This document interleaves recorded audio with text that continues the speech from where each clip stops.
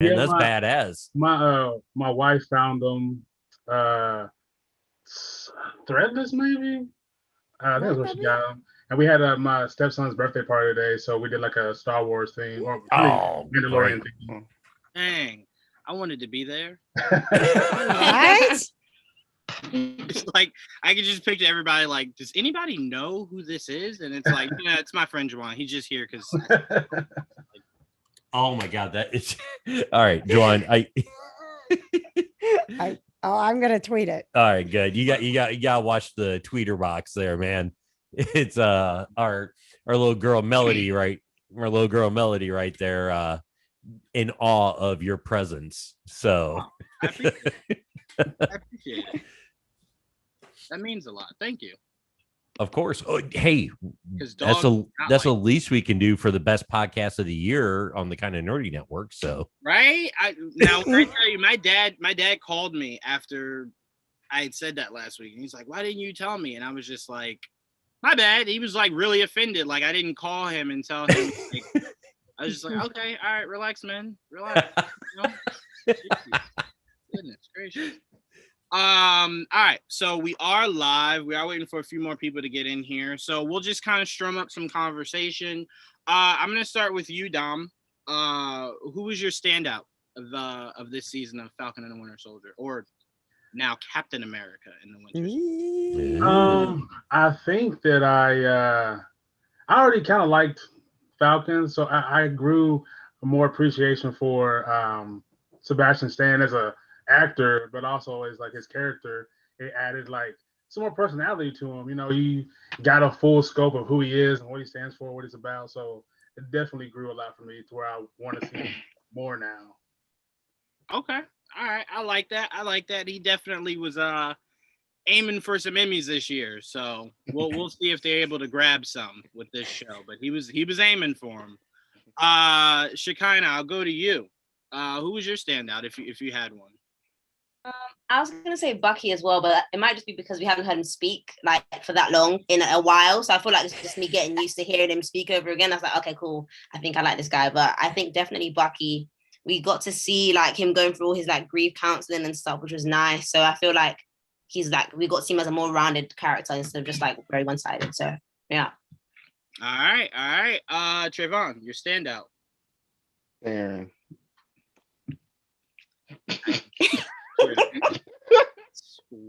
I love Sharon.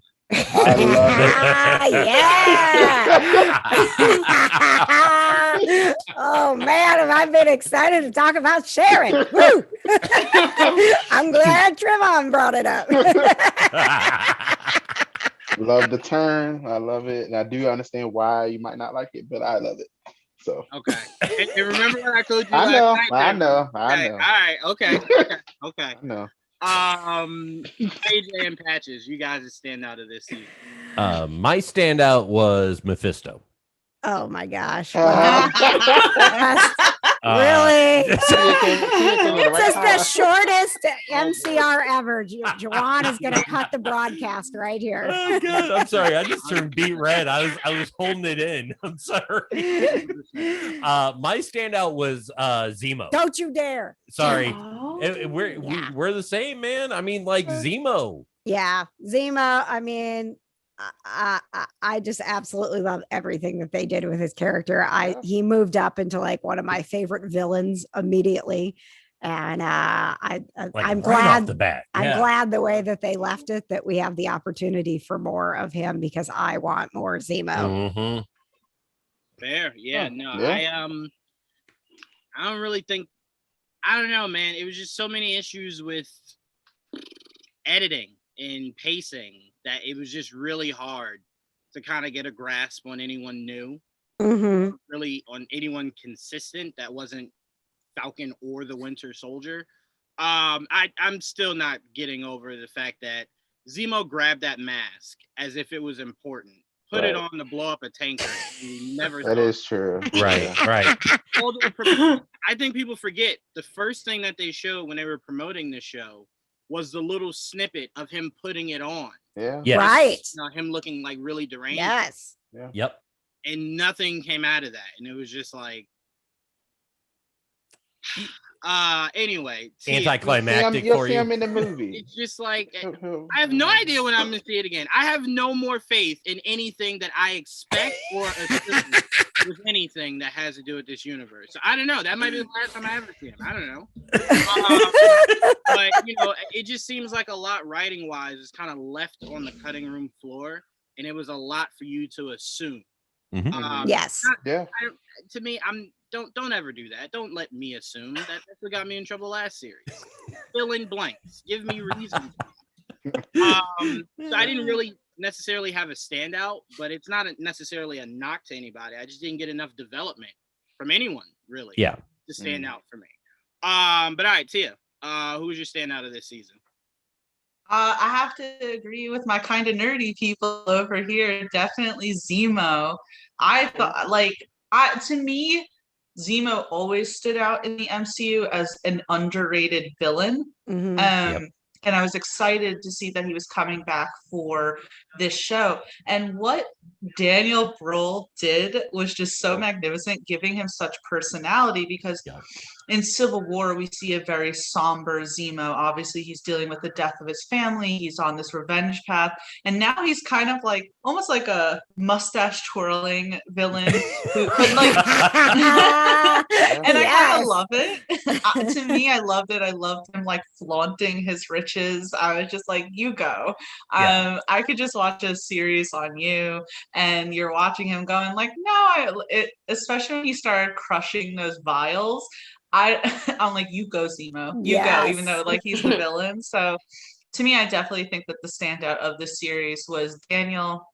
I also have to say that I'm cheating a little here and doing two like standouts. Also, Carl Lumbly, just for that final episode, was really powerful in his performance. And I think I even said in my review that, yes, while everyone else gave a fantastic performance, they were almost overshadowed by even just his 5-minute performance in that finale was just so good. So Zemo first, then Isaiah Bradley. Yep. There. All right, so let's kick this into high gear. Let's get this show going so we can get right into our thoughts on what this finale gave us and what it did not. You can bring what you got, I'm going to the top.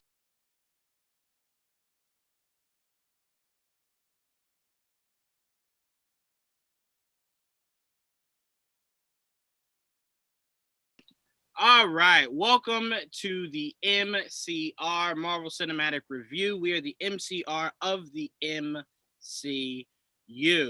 And again, I want to thank our artist Dakota for putting together our intro video. We have something bonkers set up for Loki and Bad Batch coming up.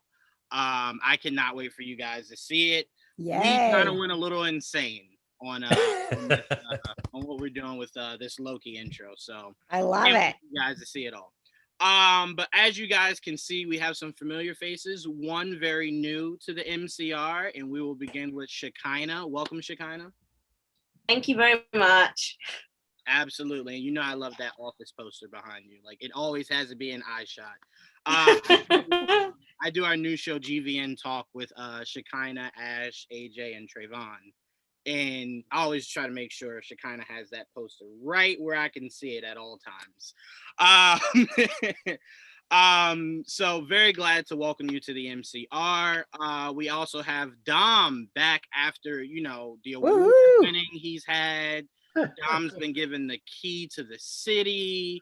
You know what I'm saying? He's been flown out to Disney to meet Kevin Feige. He's just been super busy. Like, I'm glad he's finally able to make time for us. Yeah, man, it's good to be back, man. I hate that I missed the last one because it was, these last two episodes have been very important to, like, not just the series itself, but like conversation-wise in society. So I was mad that I missed it. But yeah, it's been an exciting week. It's been hectic, but yeah, I'm glad to be back. Absolutely. Yeah, I complained that Dom hasn't podcasted with me in forever, and I take extreme offense to that. He's getting too big for us. That's exactly what's happening. I mean, can't you see his apartment smells of rich mahogany? I I don't know. Like, there's gonna be a point where they're like, man, how's it working with Juwan? Dom's gonna go, who? Never that. All jokes, man. But no, Dom is definitely one of the busiest men in the business. So definitely huge congrats to Dom, everything he has going on over there. Welcoming back also Prime. What's going on, Prime? It's all good. Scramble to get in here, man, and trying to get myself together, brother. I was watching DMX memorial joint, so had me a little choked up there. But I'm here. Had to be here with my people, Absolutely, yeah. That was very, very, very emotional watching that. He definitely will be missed, but Sure. they always say there's good news with bad news. So it was us saying goodbye to DMX, but also the Knicks hanging 9 of them things up on the NBA. Oh yeah. That was a bright spot of the day for sure. Yeah, you already know. Cornrow Julius. No doubt. All right. Trayvon, what's going on, Trayvon? Hey, I'm happy to get into this. I'm excited to talk about this episode and excited for all the controversy that will be spun up. Let's go. Remember our conversation, Trayvon? Remember our conversation?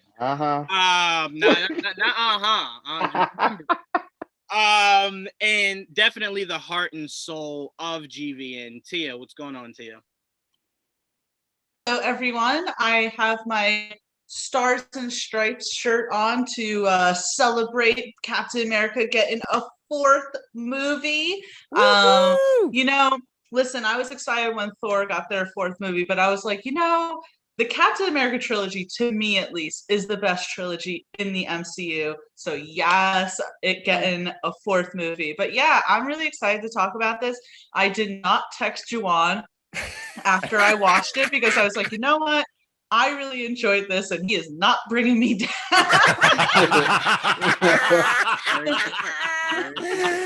Oh my God. And KJ, I just saw your shirt. Yes. Oh, yes.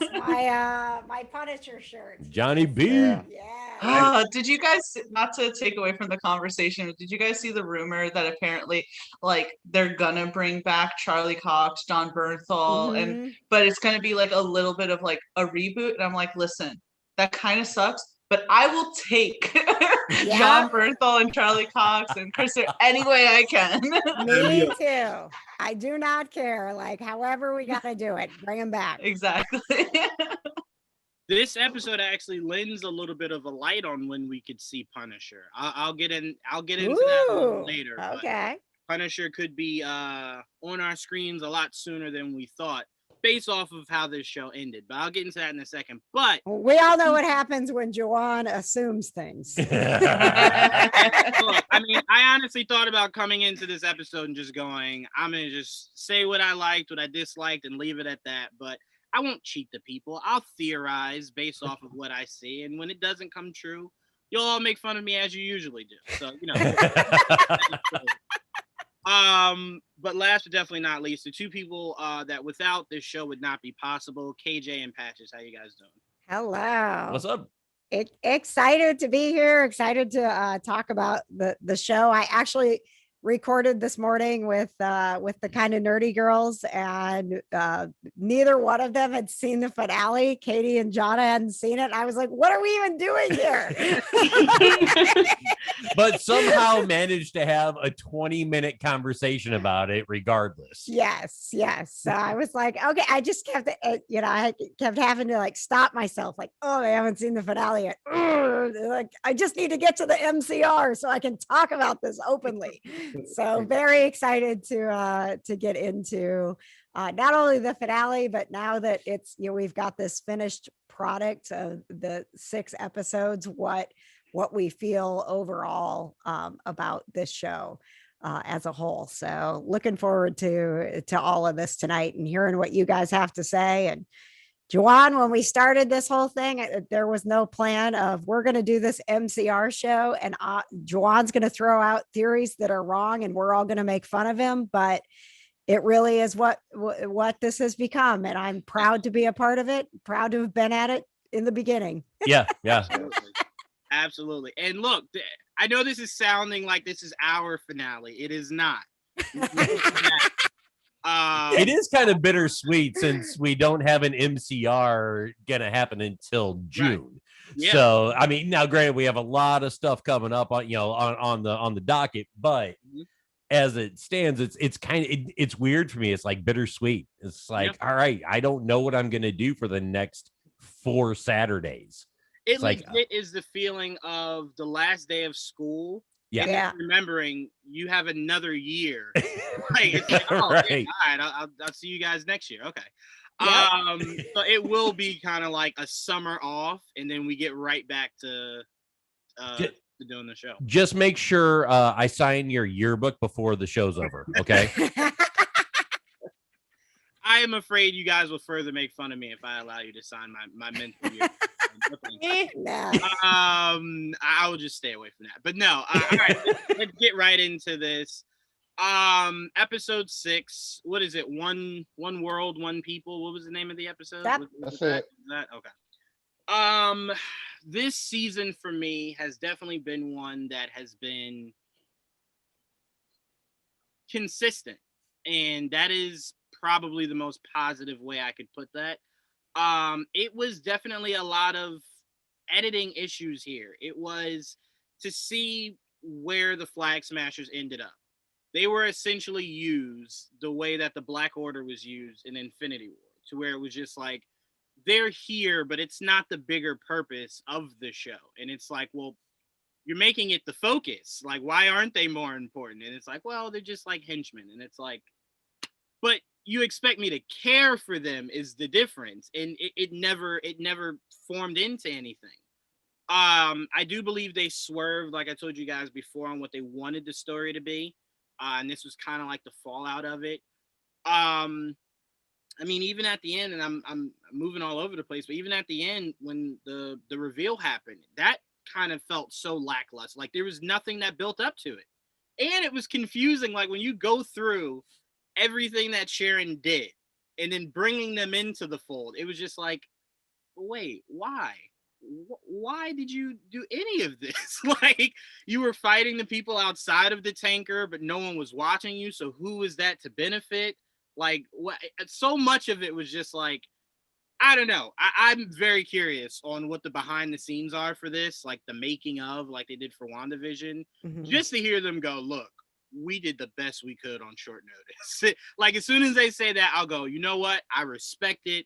You did well for what you could have put together. And that They're not gonna say that. They're not gonna say that. Of course they're not. They're gonna act like nothing was wrong. To me, some things are like, if you know it, you know it, and that's one of those things where it's just like, we know it. But actually, Shekinah, I'm gonna start with you first. Your thoughts on the finale? How did you like it? Was it the ending that you wanted for this show? It was not the ending I wanted for the show. Like, I feel like I'm being picky though. Like, I'm having a hard time not comparing it to WandaVision because that was the first show that came out. I liked, like, there's obviously bits that were really important. The whole speech with Sam and everyone in the world was watching. That was very important conversation to have. But it felt incomplete. Like, it just felt like there was more to come. And then the fact that the episode before, they were literally fighting with John Walker, and all of a sudden they're like buddy, they're sort of fighting the same. It just felt weird, like from fighting to being friends. Like, I just feel like it wasn't a straight line. It felt like it didn't feel like a straight line. It just felt really weird for me. But overall, it was okay, but it didn't end the way I wanted it to end. That's all. Yeah, I would definitely say that did make me scratch my head, how it was kind of just like, well, he's helping, so like, we'll just forget that we saw him murder this guy. But what was more confusing was the fact that the government, the very last episode, had specifically said, you are no longer Captain America. You will not wear the uniform. You will not wear the shield. That is done for you. And then he shows up with a shield in uniform, and then the government's just kind of like, I mean, he did help. So what like, were they going to actually do to him, though? Honestly, what were they going to do? What were they going to do? Even more They have so, a whole prison Trayvon. for people like that. But even at that, correct me if I'm wrong. Like during episode 5, when they I think it was episode 5, when they stripped him of his being Captain America and whatnot, didn't they discharge him? Like, you're done with the military too, right? Yeah. It's not just you're not Captain America anymore. It's like you're done. Well, that he was done, and also it was basically like, we don't ever even want to see you again, or you're going to Right. jail. Listen, Right. I Well, don't- John didn't care. John is like yeah, on that level of whatever, I do what I want. I have the super soldier serum now, and I'm gonna do this and whatever. he You kept know, like honest, yeah. Well, to me, I get why he did it. He was clearly out of Right. his mind. My concern is more so how the government was just like, whatever. But Dom, I'm gonna go to you.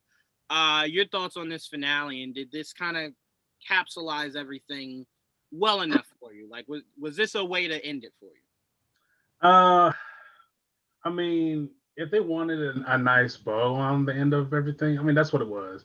It was just tying up some loose ends and giving us like the end cap of that we needed to answer all our questions. But no, it did kind of. I mean, the weirdest thing for me in the episode, and I know that Sam doesn't have the super soldier serum, but when he gets a chair, like when he throws his shield and the chair knocks it out of the air, and I was like, all right,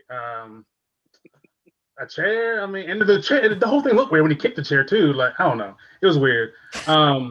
But for me, I think the entire series itself, I was honestly looking more for Sam's portrayal of Black America to the viewers.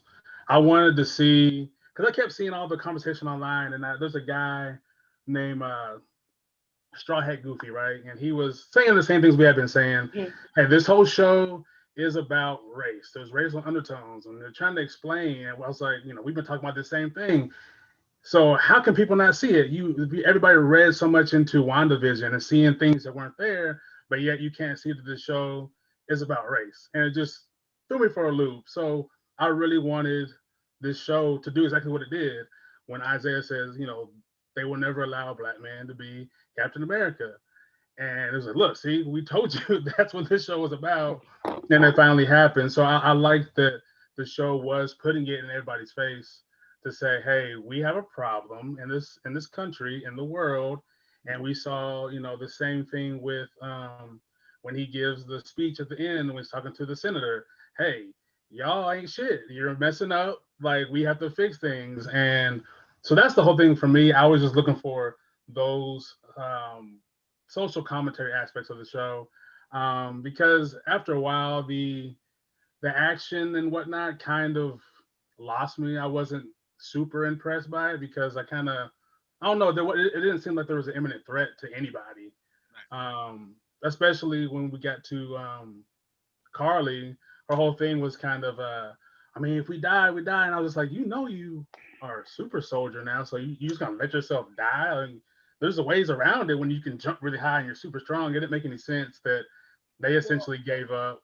I'll even say this, Dom. What was more, and it was just like, these are small things that I know a casual viewer could care less about, but it's irritating.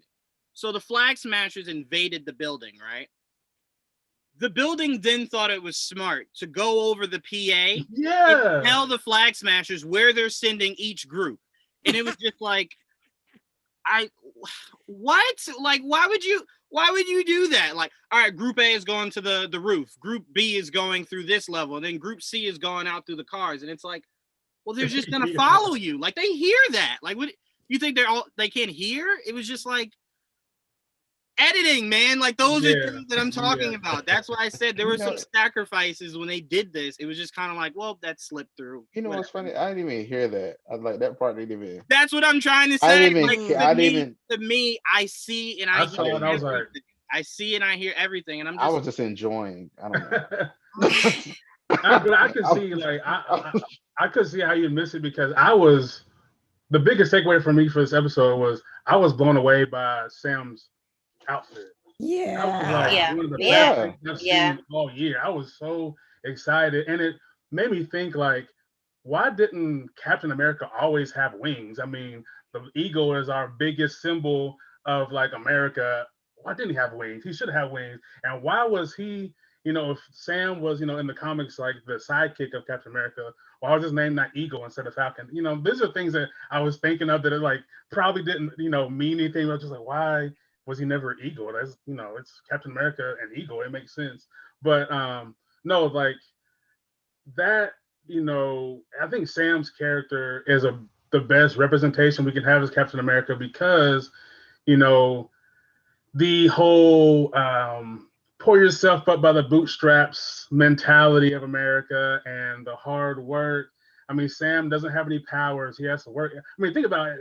However long he's under Captain America, he has to train constantly because he's not super powered. Like he could easily get punched in the chest and be out for however long. So like he is this grand representation that we have now. And I did feel the same way he felt when he had that conversation with Isaiah in episode 5 that, yeah, I have to be the change. I have to, if, you felt this way and I understand you felt this way, but if I don't take the responsibility to become Captain America, then we may never see a Black Captain America because I passed it up. So that story arc was great to me. So for me, it was all the social things.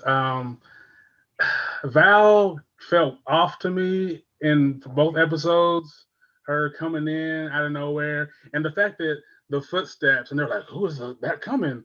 A person walking down the hallway. What do you people walk down the hallway? They made her this character with no lead up to it. So yeah, I don't know. Yeah, that kind of reveal of you're the U.S. We need a U.S. agent. All right, cool. You just needed to put a bow on it. So yeah, it was a little lackluster, but I guess we got all the answers that we wanted. Well, I will say to your point of the show being about race, that's what fell flat for me with the whole speech that he gave, was that he kind of cornered the conversation to be more so about what Carly was fighting for. Right. And it went away from race and more towards Carly's mission. And it was just like, well, I'm confused. Is the story about race or is the story about Carly's mission? Because all you're telling everyone here is, hey, look, people matter. Like, you know what I'm saying? Even people you don't know, people you've never seen before, they matter. And I'm like, that's the moment where you say, no. We matter. Yeah. We matter. He gave the PC answer. He had to get the PC answer, man. The news cameras was on. He was like, look, I can make a statement. And I think it's supposed to be one of those things that usually when a Black man's given that kind of speech, you're supposed to understand, like, he kind of means Black people, but he doesn't want to outright say, right, hey, I'm talking about me. But, he had to give the Obama approach. I'm for the Black people, but I'm for the people. So It doesn't seem like I'm alienating everyone else. Yeah, that was kind of my biggest issue, mainly because you didn't really focus in on really the people that were affected, that Carly was fighting for. Like, sure, you saw the people in like that little thing that they lived in, but I'm like, she's supposedly fighting for a world that this affected. Yeah. So to have seen that it affected more people and how it affected people is, again, things that I think they kind of left on the cutting room floor. But it's why a lot of people kind of just looked at the Flag Smashers like, all right, clearly this is leading to someone else who's more important. Like this. Yeah, people. I was watching a YouTube video and people hate Carly's character. It was so crazy what I was reading. I was like, I really liked her character. I know she wasn't like, I know she wasn't like this overly big villain. She was a regular person who happened to stumble upon something and was trying to. She went the wrong way about it, but she had a positive goal that she was trying to reach at some point. But in the after effects, like this episode, she kind of seemed like all lives matter. I didn't necessarily. I am in the probably that group of people who didn't really like Carly. Not that I disliked her message. I disliked her being the leader of this. It didn't feel to me like, she's very young. It didn't, and I guess that was probably one of the allures. Like, it has to be a young person. This is their future.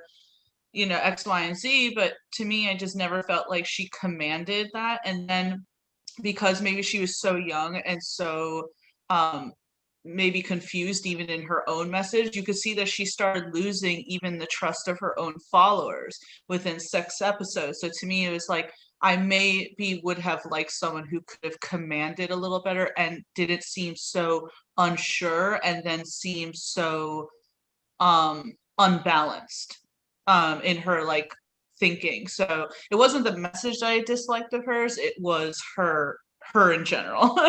No disrespect to the actress, but I was kind of okay with her dying. So on the writing, again, I think there was a bigger story that would have maybe given a lot more. Because the whole thing of Mama Danya dying, that's obviously what spun her into doing what she wanted to do. Right. Unfortunately, we know nothing about Mama Danya. We know Mama Danya was the bee's knees out there, and then when she died, everyone was just like, well, let's go kill people to send a message. And it was just like, wait, did Mama Danya want this? Or like whose actual idea was this? So to me, it's like, again, it was one of those rivers that kind of like most of the water's going this way, and then you have the rock that splits it, and then the other water's going that way. So to me, this show was very much on two different fields. And it's like, if you cared about the show in its totality, it bothered you how you kind of had one story that you just kind of disregarded, regardless for what reasons. And then one part of the story to where it was just like, well, you know, at least you remain consistent there. So that's why I said Sam and Bucky had to give award-winning performances, because it took away from the fact that it was a very lackluster story that gave you great performances. You know what I'm saying?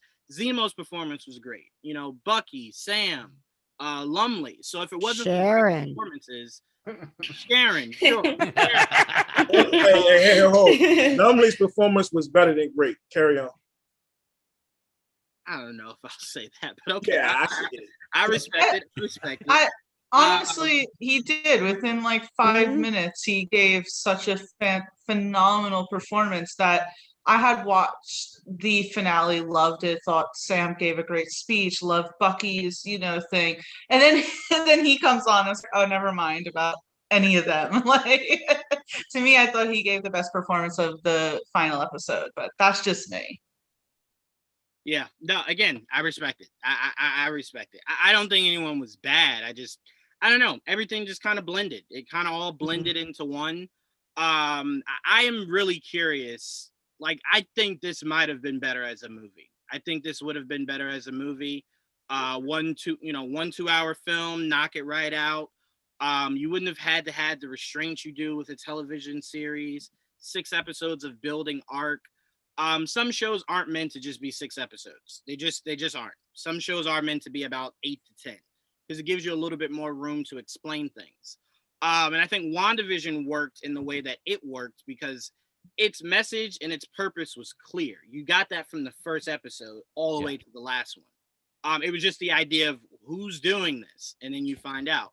Well, and I think it had a better I think it had a better flow because it was a design segmented series as well. It was easy to make that concept episodic, which I think they struggled with taking something that was definitely MCU that what we expected and then making it episodic as opposed to a movie. I think that's why WandaVision it actually succeeded in being an episodic show where there were just issues with how do we make Falcon and the Winter Soldier 6 episodes as opposed to a movie when we're used to making movies. And even to Dom's point, where you said that the action was lackluster, right? You kind of, and I think that has a lot to do with it because in every 45-minute episode, you have to have that action. You have to have the MCU brand within that episode to keep the people there, keep them hooked. As opposed, and then it's got to stop, and then you got to reset next episode. Now we got to have our action, keep the people hooked. Here's the MCU formula: stop, repeat. And as opposed to you don't have that grandiose like, okay, we're gonna fight, some shit's gonna happen, right? You had to start and stop every single time. And we've said for many weeks how it feels kind of disjointed, like you can't really put your finger on it. I think that's one of the factors into it. It's like you got to start and stop right. For 6 straight weeks. I mean, I even felt the idea of the way it started kind of picked up as if the last episode ended exactly in that moment. And it was just like, no, that's again, and I'm sorry, I know I keep saying it for people who just watch shows just to watch it, but as someone who has to edit stuff all the time, it's like you can see where clearly they were just like, no one will notice this. It is like a lot of people just like, yeah, I'm here, and it was just like, dude, it's 2:30 in the morning. I gotta get to bed. This is fine. No one's gonna care. I'm like, except Juwan. But I will say before I pass it on to Prime, I do think where this would have hit a lot harder with Carly and the Flag Smashers, and I get what the Flag Smashers are in the comics. Clearly, no one else does in the Marvel world, so they could have changed it. I think their purpose should have been race-driven, so it blended with the message you were sending of why Sam was fighting so hard to be Captain America. And that way, it would have linked to what Tia said. Her age wouldn't have really mattered for the cause, because you could easily say someone at that age, seeing someone get killed, in the line of fire because of race or something like that, would motivate anybody. I mean, if we saw anything from last year, 13 and up, we're out there marching for Black Lives Matter. So I'm like, you could have done that to where it just blended better.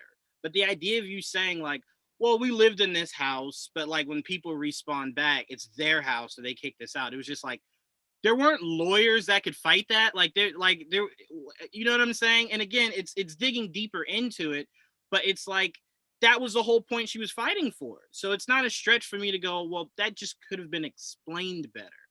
Yeah, but unfortunately, you can't really factor in, right of eminent domain in a comic book series. No, for sure. It's just like, to me, I would find that to be like a little weird, Right. So it's like, all right, but I've lived here for 5 years. Like, sure, you've lived here, 3 more years longer than I did, but why do I have to get out? I did nothing wrong. So to me, it's just the idea of like, I don't know. I don't think that really resonated with anyone who watched it, and it's why no one cared about the Flag Smashers. But Prime, I'm gonna go to you. Your thoughts on this finale, and did it live up to what you wanted it to? I'm not gonna come with as much as the gloom as a lot of people. Yeah, I mean, yeah, it definitely felt like something was missing, but overall, I enjoyed it. I'll be honest with you. You had the most action that we'd had through an entire, episode. Like 75% action in this thing, I'm not gonna lie, Joanne, I did think it's like this would look seriously like awesome on a movie screen, but especially that fight. I'm sorry to interrupt you, Prime, but especially that fight between Sam and Batroc. Yes. I thought that was amazing. Yes. Yes. Rest in peace, Batroc. But, I was kind of sad. Welcome back. Bye. We got some deaths in there, or did we? I mean, I guess we assume that Carly is really dead. Like, I mean, that whole, first of all, I might have had a minor problem with how easy that she supposedly just died. I mean, just getting shot just like that. So then I started thinking about it is, if that's the way she died, okay, but it just was kind of lame to me. I will admit, unless she's not really dead. I'm gonna tell y'all now, unless she's not really dead. So it's something to think about in the future. Hey, Prime, just a question, because if you remember, what was it, second or third episode when they were loading the plane, one of those guys was a super soldier, and they those guys lit him up from the power broker, right? And Sharon put 4 shots in her. Yep. So like that guy, I think they established early in the episode though that like doesn't matter if you're a super soldier, even in the Winter Soldier, yep. Like Steve, like if it weren't for the fact Bucky drug his ass out of the Potomac, like he was going to be dead too. Right. So like you could be a super soldier, but bullets will rip right through you and still kill you. Yeah, it just seemed kind of simple to me though. Did they really? I don't even remember them showing her again. Like when they shot her, and then there was no long scene of her just laying there. It's just the conversation and stuff just just kept going. But I was excited that we got Red Wing back. We got him back, and I thought the suit was badass, like we talked about. They really Wakanda really hooked him up. Yes. And if you look at the suit, man, if you go back to look at that suit in the comic books, that is almost identical. Like they did a hell of a job on that suit. Carl or Isaiah, of course, guys already know how I feel about him. But I thought about you, Juwan, when we were talking about, was it an episode or two ago, we were talking about Eli. They leave us at the end now. I don't know. Mhm. It could be an Eli. Like he wanted to go with them where they were going. When he was like, "Where are we going?" And I Yeah, was where are like, we "Is going?" this them alluding?" Exactly. Yeah. And take you there, and they sees the the statue and everything, and how Isaiah is going to be remembered. I mean, that reopens the door for Eli, for us to see Eli, down the line. And I still think it left a lot of questions, but maybe they're good questions. I know you're going to mention it later, but still opens the question about, Sharon's situation. What is she? Is she not? Where are we going to see her again? Armor Wars, Secret Invasion. I mean, it's just a whole lot. So I'm not really coming with the doom and gloom like a lot of people. I don't think it was a horrible episode whatsoever. I kind of liked it. I could nitpick, one or two things, but overall, I was fine with it, man. I mean, still a lot of doors have been, opened or reopened all of a sudden. Yeah, that Sharon Carter topic will be a separate topic that we will definitely break down. I figured that. That's why I didn't get it's gonna get a lot. Stay tuned, guys. Yeah, please make sure you stay tuned for that. No, I don't think it was a horrible episode. I don't think it was a horrible series. I think I have a lot more issues with the series than a lot of other people do. But it's from a behind the camera really kind of issue, to where it kind of was just like, you really could have just made this anything else. Like, it did not have to be the Flag Smashers. It did not have to be the Power. Like, it just could have went so many other places. But yeah, I feel a little different. I feel it differently from a lot of people too, from what I was reading about people's real problem with John Walker and the way they portrayed him in this last episode. I think they did all this stuff on purpose. They wanted to toy with your emotions. Do I like the guy? Do I not like the guy? Yeah. All of a sudden he goes from fighting them to helping them. Yeah. I think all of that's on purpose. How this thing plays out. When we see him again, and I think we've got a pretty good idea when we're going to see him again. It's going to tell us a lot. But Marvel does a lot of this stuff on purpose, man. And a lot of it's just to keep on building, to keep on building, to keep on building. They want you to feel the way you feel about John Walker, emotional roller coaster, whatever you call it, like him, don't like him. All this stuff is on purpose, So, but like I said, it was all right. They're trying to show he's a good person to a certain extent. They're trying to keep that going. Trying to show he's good. That's not how I feel. I don't think at any point in this series did I get the idea that he was a bad man. Again, it was him killing someone. Is that not a good thing to do? For sure. But again, in that situation, I don't think any of us can definitively say how we would react if we just watched someone we cared about be murdered. Yes. Does it sound cool to say now? I'd never do it. I'd let the law handle it. You say that now, but in that moment, no one. Honestly, Carly was cold as hell too, and she was like, "I don't kill people who don't matter," and I was like, "Oh." How do you say that to the guy? He's already out for revenge because you killed his friend. And you're like, by the way, he is nothing. And I was just like, Carly, look who's gotten a little too big for her britches. I kind of got her feeling brave. I kind of felt like she was trying to say something else, but her delivery was bad. She was trying to say, I didn't mean to kill him. Like, he's not my enemy. Like, he doesn't matter in the scope of what I'm trying to accomplish. She could have said that better. You don't say like he doesn't matter. Right. The delivery was wrong. You thought you were mad. Let me tell you. Yeah. No,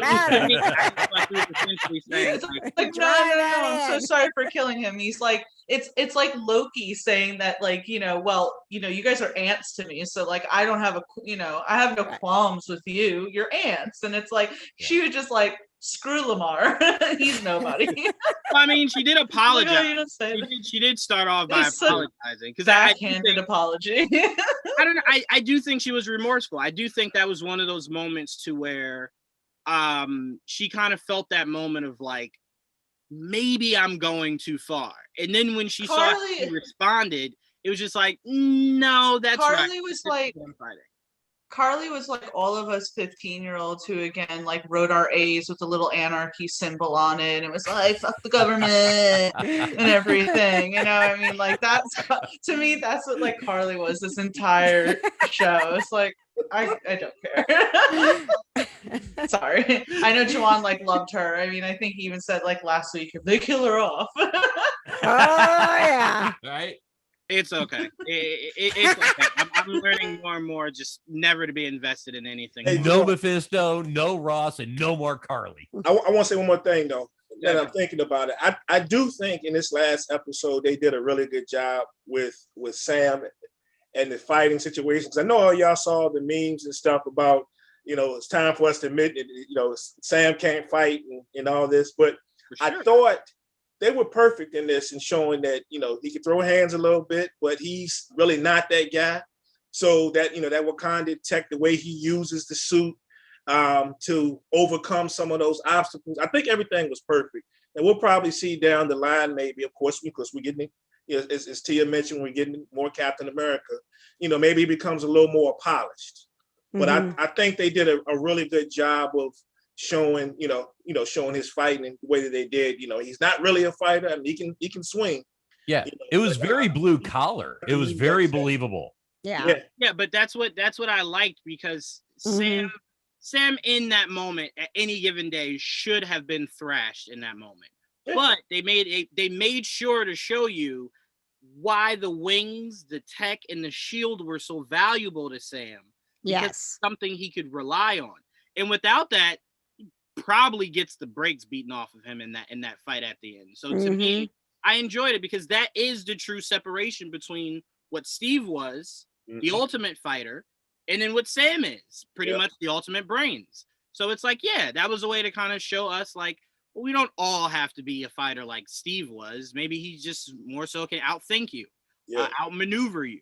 So to me, it was just like, yeah, okay, yeah, I accepted that. Because I tell you now, if you went hand for hand and beat him, I would have.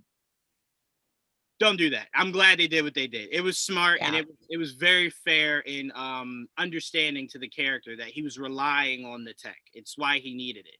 And man, I tell you what, can we give Shuri an award? Like, she does not miss. She just does not miss. Right. Like, she was just like, who am I making this for? Falcon? Oh, he can't fight. Hold on. I'm going to put thrusters.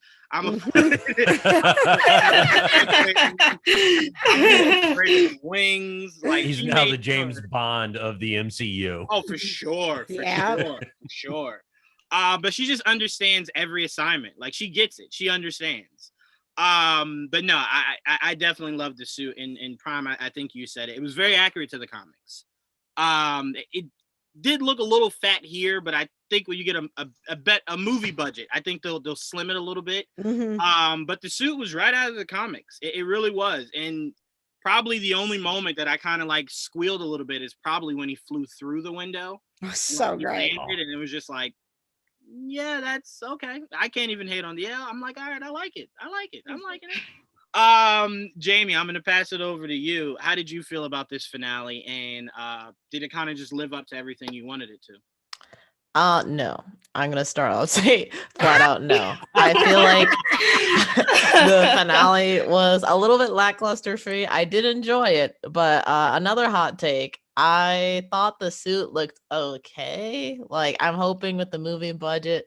I know. I already see it. But I mean, as Jawan was saying, it was a little bulky. I like visually how it looked, but it could have been slimmed down a little more. Yeah, I definitely agree.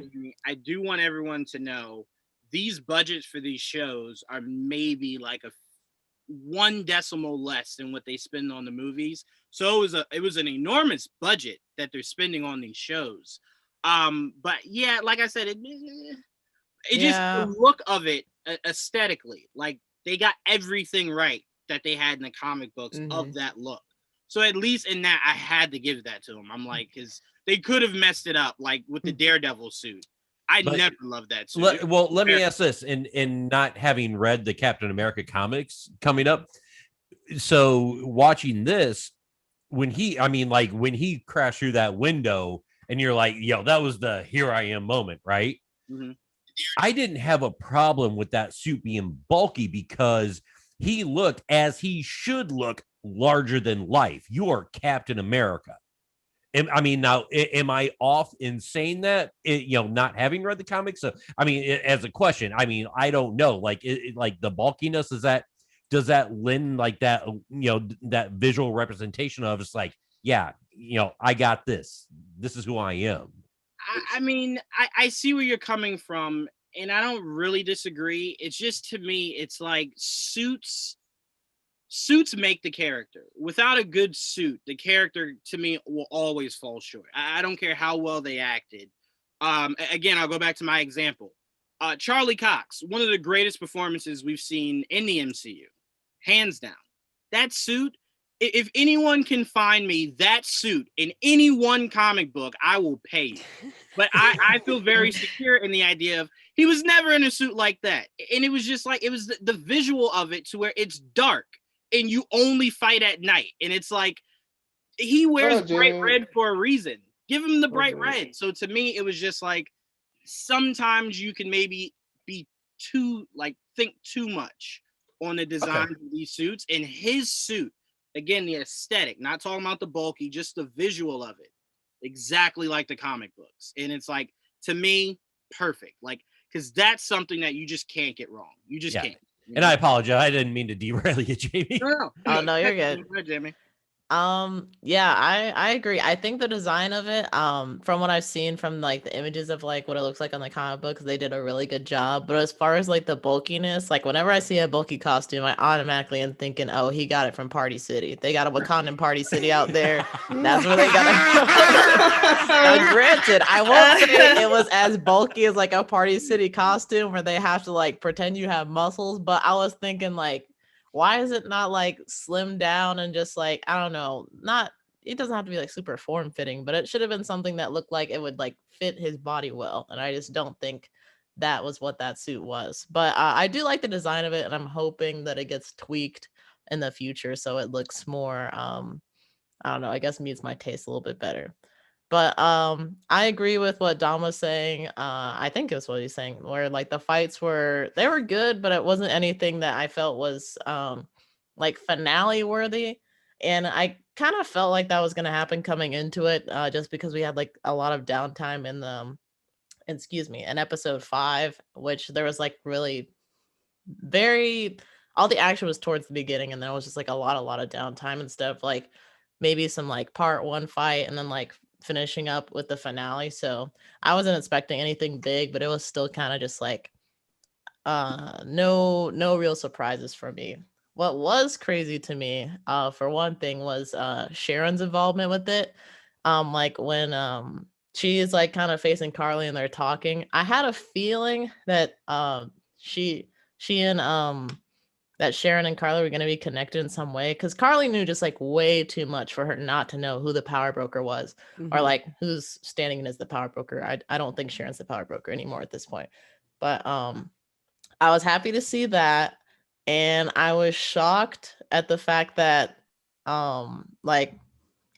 Sharon shoots Carly, and then I think Sharon's also shot at this point.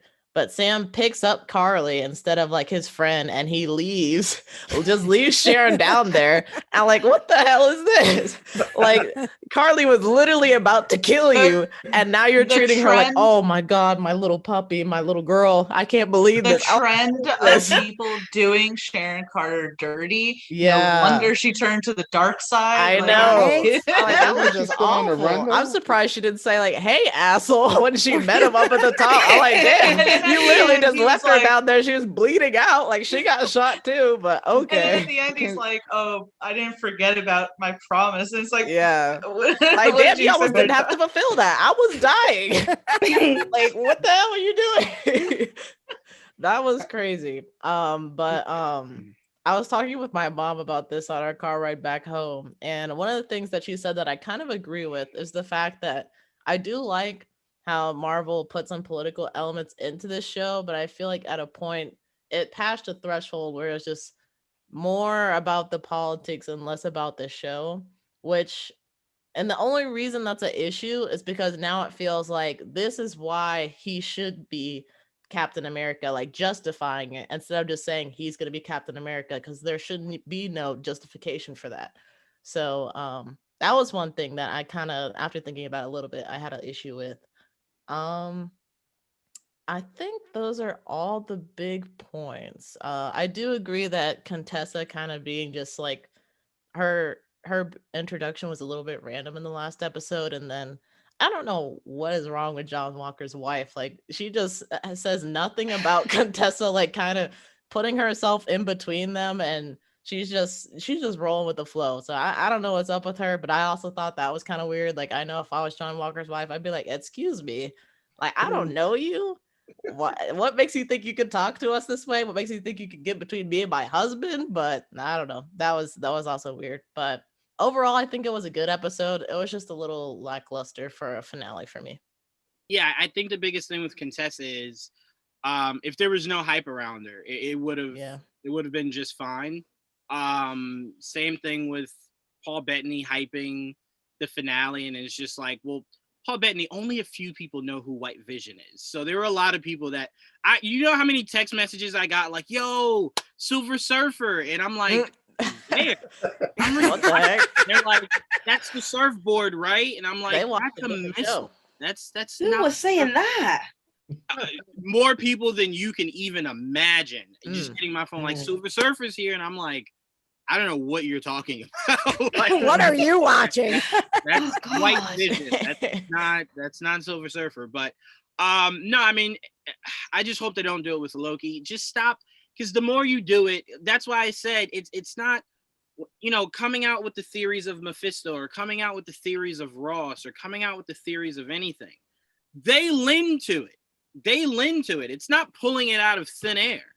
You know, you took the story of Power Broker and then gave nothing to how the Power Broker connects to the two characters he connects with.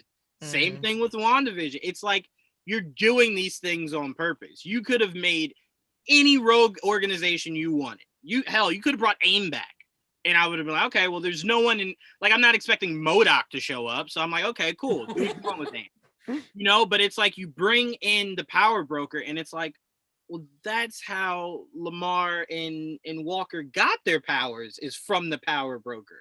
And then you don't do anything with that. And it's just like, I don't know who's in these writing rooms that's just like, this will get them. And it's like, why, man? Who are you and why are you doing this?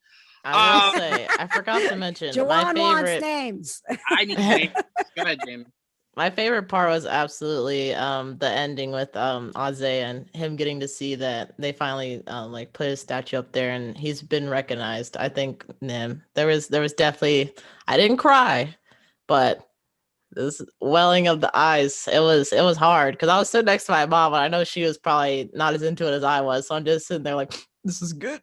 Hey, Jamie, we're all family here. You go on admit it. I mean, I am curious because no one is still alive that did that to Bradley. So I am curious when Sam brought this to the government, were they just like, okay, like I don't know who this is, but sure, I'll give him a wing if you want. Okay, like, I don't know what the importance of this is. Yeah, Bucky's the only one that can verify it. So. Yeah, and I'm like, crazy. Like, I'm sure Sam showed up and was expecting like someone to go, no, absolutely not. When everyone was like, yeah, he was just like, really? Yeah, Sam, we have no idea what you're talking about. Like, I don't know who I don't know who he is. But I want to get to a few of the fans' comments before I move on to KJ and Patches. We did get the question from Joe from Just Your Average Joe. Wanted to know why Bucky's name is still the Winter Soldier. Because I don't think as long as he has that arm, that they're ever gonna really let him get away from that name. You know, the fact that he didn't go Nomad like I thought he should have to get out of having the name. To me, it's one of those, it's like Batman and Robin. I think that's what Captain America and the Winter Soldier are going to become. That is just, it's the moniker of the two. It just always has to kind of go hand in hand. And honestly, it doesn't sound right to say Captain America and Bucky will be will return. The next series is going to be Captain America and the White Wolf. Yeah, no, I think the movie might be Captain America and the Winter Soldier, and then something underneath it. White Wolf. White Wolf. Yeah. AKA. Even after this finale, they tease Captain America and Winter Soldier. Why? Oh yeah, okay. So yeah, that's why. It wasn't a horrible episode by any means, just a weak finale. It's I don't know. Marvel to me has never had horrible fourth acts outside of obviously Iron Man 3, Iron Man 2. Come on now. Not that bad. Hey, that's my favorite Mandarin of all time. I'm just saying. Well, I cannot wait to see the actual Mandarin. But to me, Prime, I loved your reaction. You're like, oh, shut the hell up. I'm an actor. Like, this dude cannot be serious. No, but I mean, to me, it's one of those things where it's just like, I don't know. They're ending it like how a show would, but to me, there's not many shows that really end great. Like you see the ending of The Wire, and you're like, it leaves a lot more to be desired. Sopranos making us assume what the ending is. It's like, well, that could have probably been done a little better than it was. So to me, I don't really know of any show that's ever truly ended the best way possible. Because it's so tough to live up to what the show has done for however many seasons. That ending is always going to leave a little bit to be desired. And I think this was just one of those. I mean, again, Sharon walking out of the Capitol with another phone call for us not knowing who the hell the phone call. It's just like, I don't know who that was necessarily for. I don't really know why it didn't just end with her like looking at the camera as she was, walking out. And you just kind of just fade it there. I feel like it was kind of a way, at least in my opinion, it was a way for them to say like she's not the power broker, because it always feels like whenever she's taking a call, she's reporting to someone, not being reported to. You know what, Jamie? When I say I swear, my initial thought on the first watch was with you, because she never said when they were calling her power broker, she never was just like, gotcha, yep, it's me. But here's the reason why it's like she probably is the power broker. She killed Backchalk purely because he was threatening to out her as the power broker. If you're not the power broker, what difference would it make if he's telling people you're the power broker? I feel like she's kind of like the stand-in for the power broker, like acting like, oh yeah, I'm the power broker, so that way the power broker doesn't have to like reveal themselves. So if she gets killed, that kind of is an issue for like the real one. I mean, yeah, that's very possible. I now though, and Prime, I think you brought this up, or Dom did, of maybe seeing Sharon Carter again in Armor Wars. I'm just throwing this out there. I saw some tech with a certain green smoke bomb that looked eerily similar to a green bomb that a Green Goblin would have. Norman Osborn, baby. Could be working for Norman Osborn. But I mean, I don't know. Jamie, I've put so much energy into the idea that she's clearly not the power broker, that when it was just like, you're the power broker, it's just like, why did I assume it would be any better than, than this? Like, I sat through all of WandaVision telling you guys, like, no, she's clearly Agatha Harkness, but like, I never thought she would be literally the only one responsible. So it was like, it was in my face the whole time. Like, it wasn't a shocker.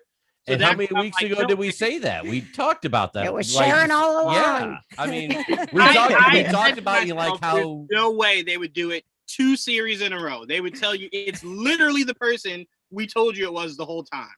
What's the shock in that? Like, they didn't set anybody else up to be the power broker. So it was like, when it was like, oh, you're the power broker, I'm sure no one at home was just like, oh, what? No. It's like, dude, she was the only option. But you were saying, like, you don't know what the significance of her maybe making that phone call or whoever she was talking to. I mean, that's just ways to possibly bring the segue back in to get Nick Fury back, possibly pulling in Sword. I mean, we know we got Spider-Woman coming at some point. I mean, you just never know who's on the other end of that phone call, man. And she could just, like, her biggest buyer. You don't know. Like she promised, like, said buyer, like the super soldier serum. All right, well, that's off the table, guys, but here's what we got now. That's very possible. I still say the way this whole show and the whole and we'll get to Sharon inside. I'm going to go to you, KJ and Patches. Okay. But the best way you could have really pulled this off is if she went off to like a dark corner somewhere and then took the phone call, and then afterwards you saw her face morph into a scroll. that would have made a million times more sense because you would have said, oh, well, it's clear now why she seems like she's an insane lunatic. It's clearly not Sharon Carter. Yeah. For them to, and I know a lot of people are going to say, well, you don't know that she's not a Skrull. The way you know she's not, she wouldn't have to get the face mask if she was a Skrull. She would have just morphed her face. Yeah. So not a Skrull. It's just bad writing. Anyway, KJ and Patrick, I'll go to you. No, I'm sorry. Real quick. Go ahead, Dom. I'm sorry. Go ahead, Dom. I'll just real quick back to the uniform or his Sam's new outfit. If it was made in Wakanda, why didn't they just make it like bulletproof and vibranium? And why didn't they could have done a lot and they didn't? I don't understand.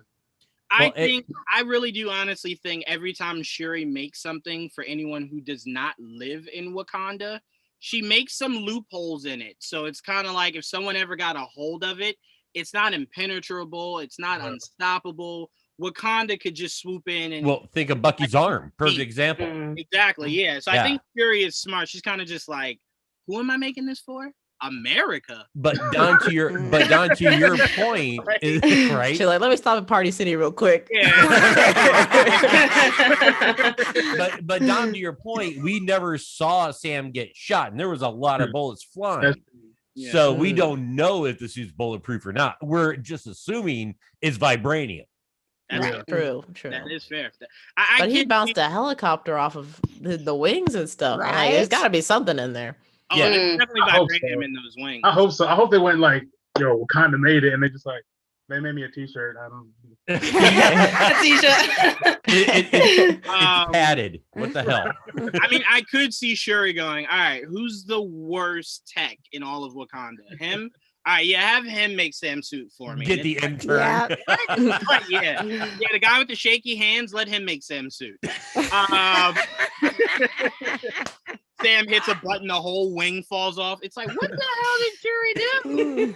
But all right, KJ Patches, I'm gonna kick it over to you. Your thoughts on this final episode, and was the ending good enough for you guys? Good enough. Yeah. I mean, I think exactly what Dom said. They just kind of put a bow on everything. I don't think that necessarily means that that everything was perfect. I definitely think, looking at this series, that this was as WandaVision was its own thing that existed, and granted there were some things about it that have moved the MCU along. This series to me feels like it completely existed as a connector series, which is why I think it could have been a movie, but it connected some of the dots. It flushed out Sam's character so that everybody could be like, yes, he is Captain America. And it did that for me. So I appreciate this series. It's not that I didn't think that Sam could be. I just didn't have enough of Sam's character to really understand why Cap chose him. And now I'm in a place where, moving forward, yes, Captain America 4 is that's Sam. So it got me there, and I think that's what this was supposed to do. The one thing that I was surprised with the finale, and maybe it was just because more of it was focused on the moving forward of Sam's character into Captain America, was that there really wasn't a lot with Bucky in the finale. That, he just was kind of there. Like, he was a sidekick again. Yeah. He was just kind of in the background doing what he needed to do. And it was really, the spotlight was on Sam. So I don't know where they're going with. I enjoyed Bucky's character all the way through the series, and was a little bit surprised that I'm not asking more questions about where his character goes next. I don't know what that is, other than, I guess, if Sam calls, he comes running. But I expected the Winter Soldier maybe to not be the Winter Soldier anymore, and he's Nomad, or he's just Bucky, or he makes the same transition that Sam makes to where where his character's heading. And I think they fell a little flat with Bucky on that part. You know where he's going to be, right? He's gonna be with Sam's sister. I mean, the kids was happy. Yes. That's right. He's I mean, retired. He had 3 or 4 kids hanging off the arm and whatnot. He At was the definitely, end. he was He's like, definitely trying to show that he's like Yeah. stepdad material. right, exactly. Right. Mhm. It's Captain America 4. It's Captain America and the brother-in-law you didn't want. I will say to your point, KJ, they kind of did mail it home for Bucky. Like to me, it kind of just not everything needs to be in a bow, especially if you're a show. Unless this is legit your final season ever. There's supposed to be a continuation into the next season. Bucky didn't have an evolution, and they kind of put a bow on it. Like Sam in episode 5 was just like, "Hey, get it together. Stop feeling sorry for yourself. Go do the work." And then by the next episode, Bucky's just like, "All right, I've done my work. I don't need therapy anymore. Thank you, therapist." And it's just like that quick, Bucky. Like all my thing is like he was supposed to that. be doing the amending part, so he goes to the older Japanese guy. He's like, "Hey, I killed your son. I'm the Winter Soldier. All right, have a nice night." Literally. Like, how is that helping anybody? Literally. Like I could see Bucky walk into the hallway and go, "Man, Sam is right. This is really easy." And it's like, Bucky, that's not what he meant. Like, he didn't, like, yes, he got the answers, but I don't think that was really helpful in any way. Yeah, not at all. So, I mean, to me, you could have named this show, anything else, and Bucky was just a co-star. Yeah. But when you put both their names in it, you think they get equal billing. And albeit Bucky was in pretty much as Sam was, the story really didn't have much to lend to Bucky. Because it was a story on 2 fronts. The plight of a black man, and then whatever that mess was Carly was going through. Kind of so to where it was just like, well, Bucky, there's no room for you here. It's just like, well, clearly, So to me, I'm with you, KJ. It kind of fell a little flat. Like they were just like, I don't really think anyone cares that much deeply about Bucky, so we'll just put a bow on that so no one asks any questions going forward. But yeah, there were some things that I'm like, you could have left open-ended. Maybe, somewhere else. But yeah, that was a very good point, Jamie. He definitely did show up and go, "Yo, I killed your son." Like, it was crazy. I know, but like, my bad. Yeah. All right. Are you cool? Because I'm out of here. Yeah. Like, I couldn't do anything about it. I was mind controlled, but you understand that, right? It's cool, even though I'm the guy that killed your son. Yeah. Like, come on, Wakanda forgave me and I killed their king. You're cool, right? But Patches, your thought on this finale? Similar sentiments to what have been echoed previously. Where I stand hard is the fact that I feel like the John Walker character was completely inconsequential to the entire series. Because if you look at the storyline, having the John Walker character, having the new Cap, really and truly within the narrative didn't mean a damn thing. In my opinion, they started out with him, in the locker room and, new Captain America, and I'm trying to be the best Cap I can be, blah, blah, blah. At the end of the day, this show was, the plot was social injustice, fighting the Flag Smashers, and that was it. And honestly, that was enough to run this show on. It was an unnecessary character. And I get, I get why they put him in there, because you needed someone in the show to hate. And that was him. And I feel bad for Wyatt Russell. They got bullied off of Twitter and everything else. But like I've said before, the fact that, I take the wrestling standpoint. All right. You've got heels in WWE, in all professional wrestling, right? You have tens of thousands of people that will show up to a building and just yell visceral hatred at you and just blow you up on Twitter. You're a piece of shit, all that stuff. You know what that means? That means you're doing your job well. You're doing it better than anybody else. And that's what he did. But at the same time, the character in which that he portrayed, I didn't think was very significant to the course of this whole series. You could have done without him. They could have dismissed him and been done. And I'm sure they have plans for Contessa that are bigger. And I love that she's a part of it. But in this series itself, John Walker could have faded into the background and he gets dismissed and we don't see him again. He could have been gone by episode 3. You could have lived without that whole thing of Contessa coming in. It just, until we maybe in the future of the MCU, we understand what that was. But for this series in particular, you could have flushed out Bucky's character. You could have had this a little less bloated if you did not focus so much on John Walker and whatever that's going to be. Yeah. And I don't know. Part of me, go ahead. I'm sorry. Oh no, go ahead. I was just gonna say, part of me feels like John Walker was important to Sam. He was there for Sam.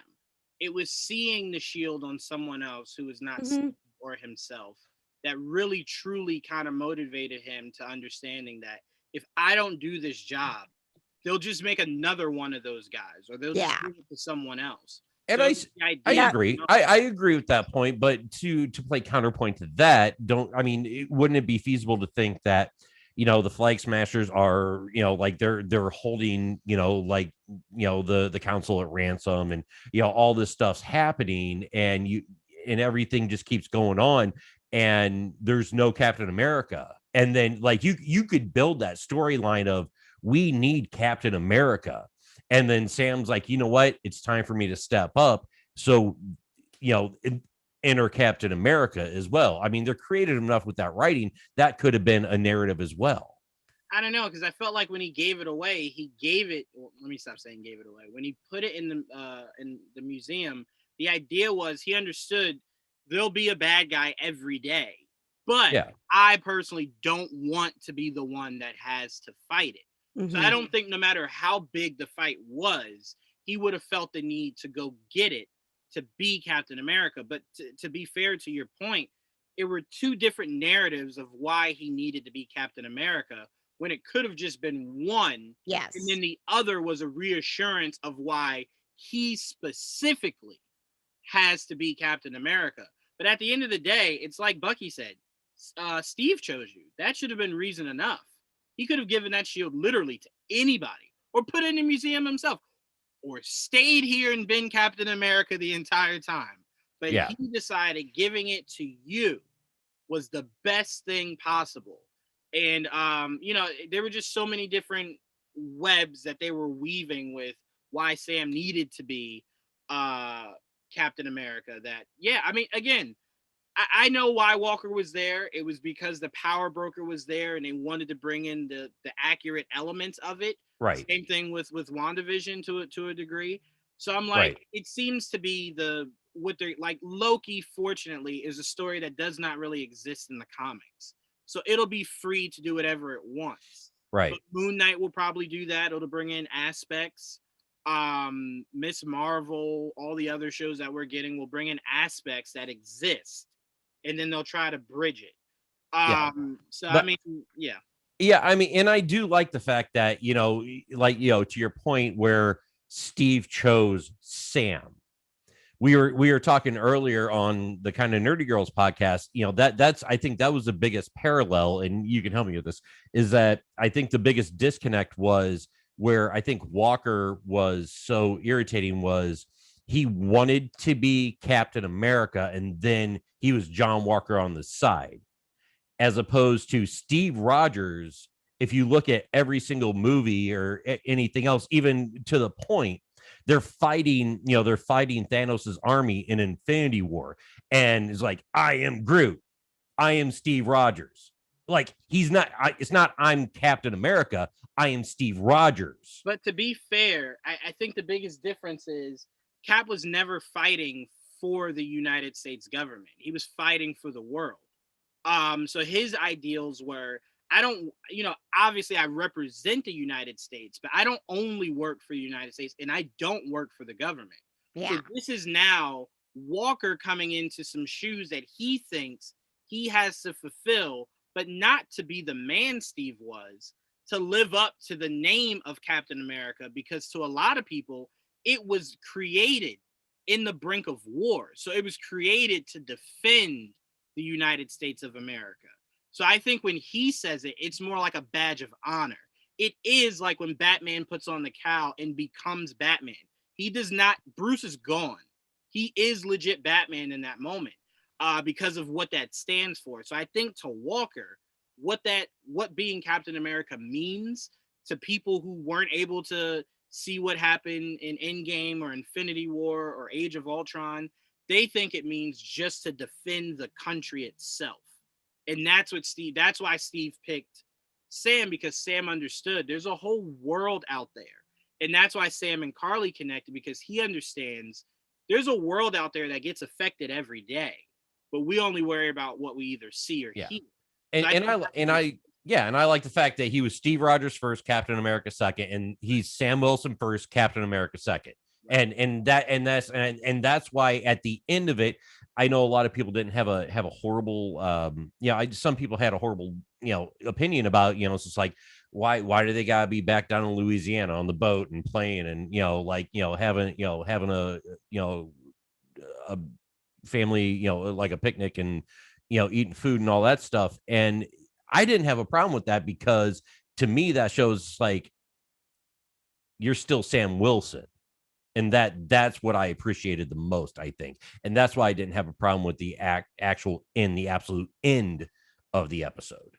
Yeah, I think he made that very clear when he gave it up, and the first place he went was home. That's all he wanted to do, was be the uncle, be the brother. And it was the idea of him kind of realizing maybe I can't do both. And then, him kind of coming to the realization of, no, I can do both. Like, I can be the hero that the world needs and the uncle and brother that I need to be. So it was a good way to kind of show Sam, like, pretty much he was stupid to think whatever he thought in the first episode. Right. Right. So I think they did a really good job of kind of circling back to that. But all right, really quickly, Michelle says, I don't think he thought it was easy, referring to Bucky saying that he killed his friend's son. I believe that was so hard for him to do. Jamie, yes, Michelle, I do agree. But also to the point that Jamie has here in the comment section also, it was more so Bucky kind of just going, all right, I only learned the apology part. I don't know how to like console you. I don't know what to do. So I'm gonna just go. And to be fair, Bucky probably thought like in this moment, he probably wants to be alone. He doesn't want the guy who took his son standing in front of him. So maybe that's why, but it definitely in that moment kind of just felt like, hey, I'm giving out sorries, and like you're like one of my last stops on the route. But do we know if that's all he did? I mean, my understanding of it was it started with him apologizing, explaining, and then him leaving, but we don't know what happened in between then. He very well could have sat down with him and spoke further about it. My understanding was that we weren't meant to see that, even though I would have liked to see it, but maybe for time-wise, they were like, you fill in the gaps pretty much. But I assume that they spoke more. I would say no to that, because if they did talk, he would have went into the restaurant with him. Yeah. Not necessarily. No, I don't think so. Not necessarily. Well, he could have at least like waved, like, "Hey, man." Well, something like that, but he had a smile outside the window, like she, the bartender looked at him, and he looked, and he kind of had a little smile. I was like, all right, he's good, and that's what I'm saying. Right, he's back. He's having his like conversation with her, and this is the chapter of my life that I can now close. But I very much took it that they spoke further about it. Mm-hmm. We just didn't see it. But yes, I agree with that 100%. I don't know. I saw that differently, but Trayvon, I'm gonna move on to you. What were your thoughts on this finale? I'm trying to figure out where's all so much negativity in here. I don't understand. Like I enjoyed this. Like I don't understand. Like everybody seems to so many problems. Like for the thing I had a problem with the show before it first started was, I told you guys I didn't like how it started. I wanted them together from the beginning. I didn't like them separate. So once they got together, I was all for it. So I was excited for them to be together, team up, be the team that I want them to be. That's what I got in like these last couple episodes. I enjoyed that. I was like, so when he got his wings, Bucky was the one that got him the wings. Like it's very clear now that they're buddies. Like now this is like set in stone for me. Like they're set. When they were fighting, yes, I do like that they didn't show him beating up Batroc easily just because he had the suit now. He's still a regular guy, which that's what I got from that. He's still flying around his wings and he still knows how to use them just like he showed us at the first episode. Cool. Carly, I do admit that, when we first saw them, they were getting vaccines. We don't exactly know what they were doing to vaccines, which is assume that they were getting them for people that were less fortunate. That's what I thought they were doing in the beginning. I thought that was their whole thing.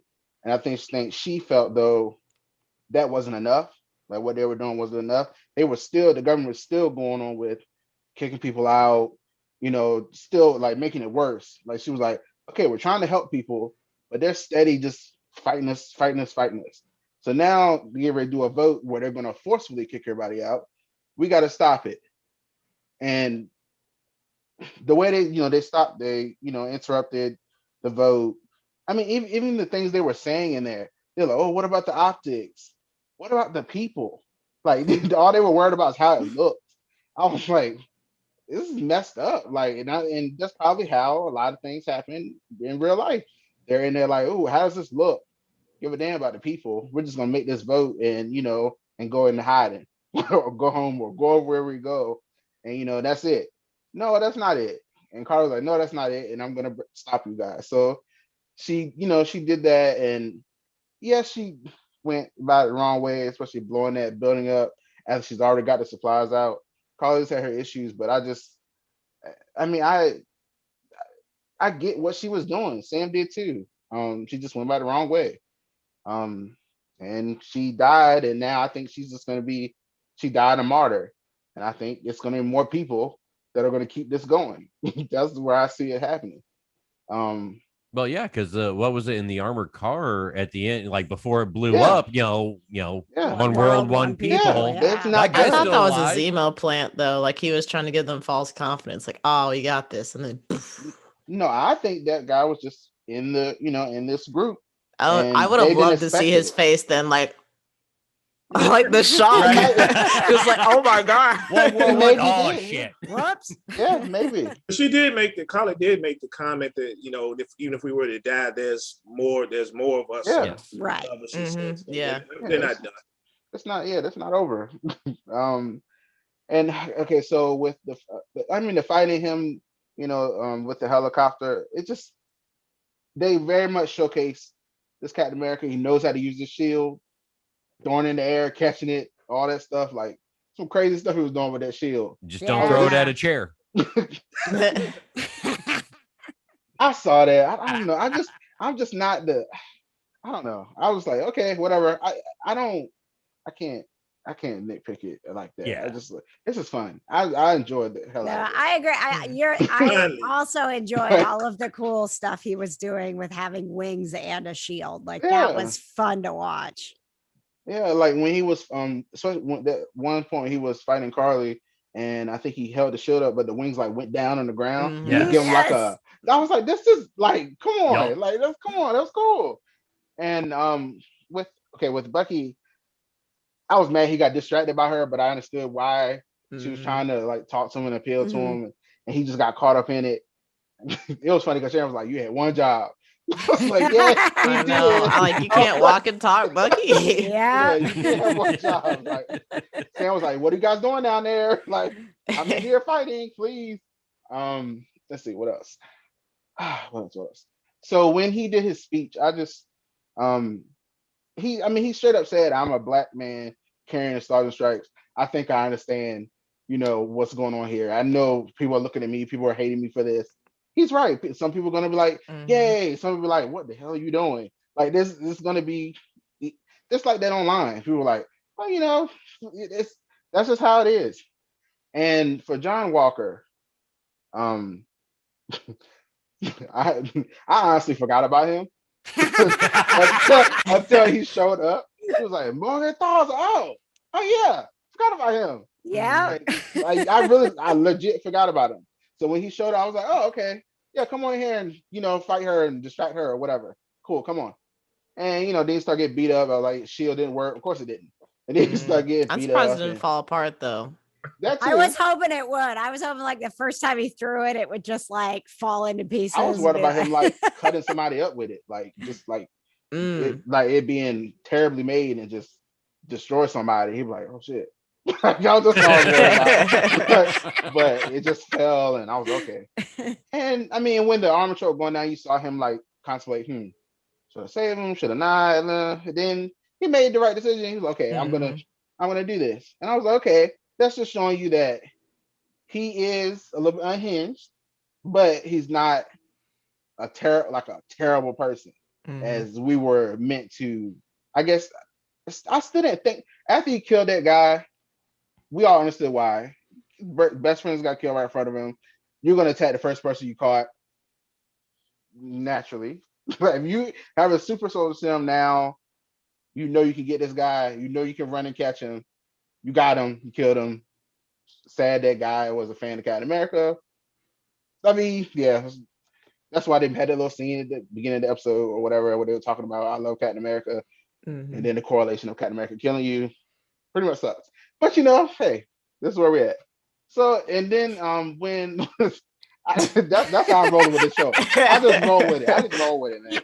And it is what it is. Yeah, I mean, let me see. He did a speech, and then with Isaiah watching and Eli watching, that was a great moment. I didn't tear like he did a speech. I was like, cool. I like the speech. That's what you're supposed to say. You're Captain America. You're on live TV. Bold, are you talking to the senators and stuff like this? I feel like now they kind of have to let you be Captain America because they take it from you, it's gonna be a mess. So it's like, this is where we're at. Yeah, I'm not gonna be that guy.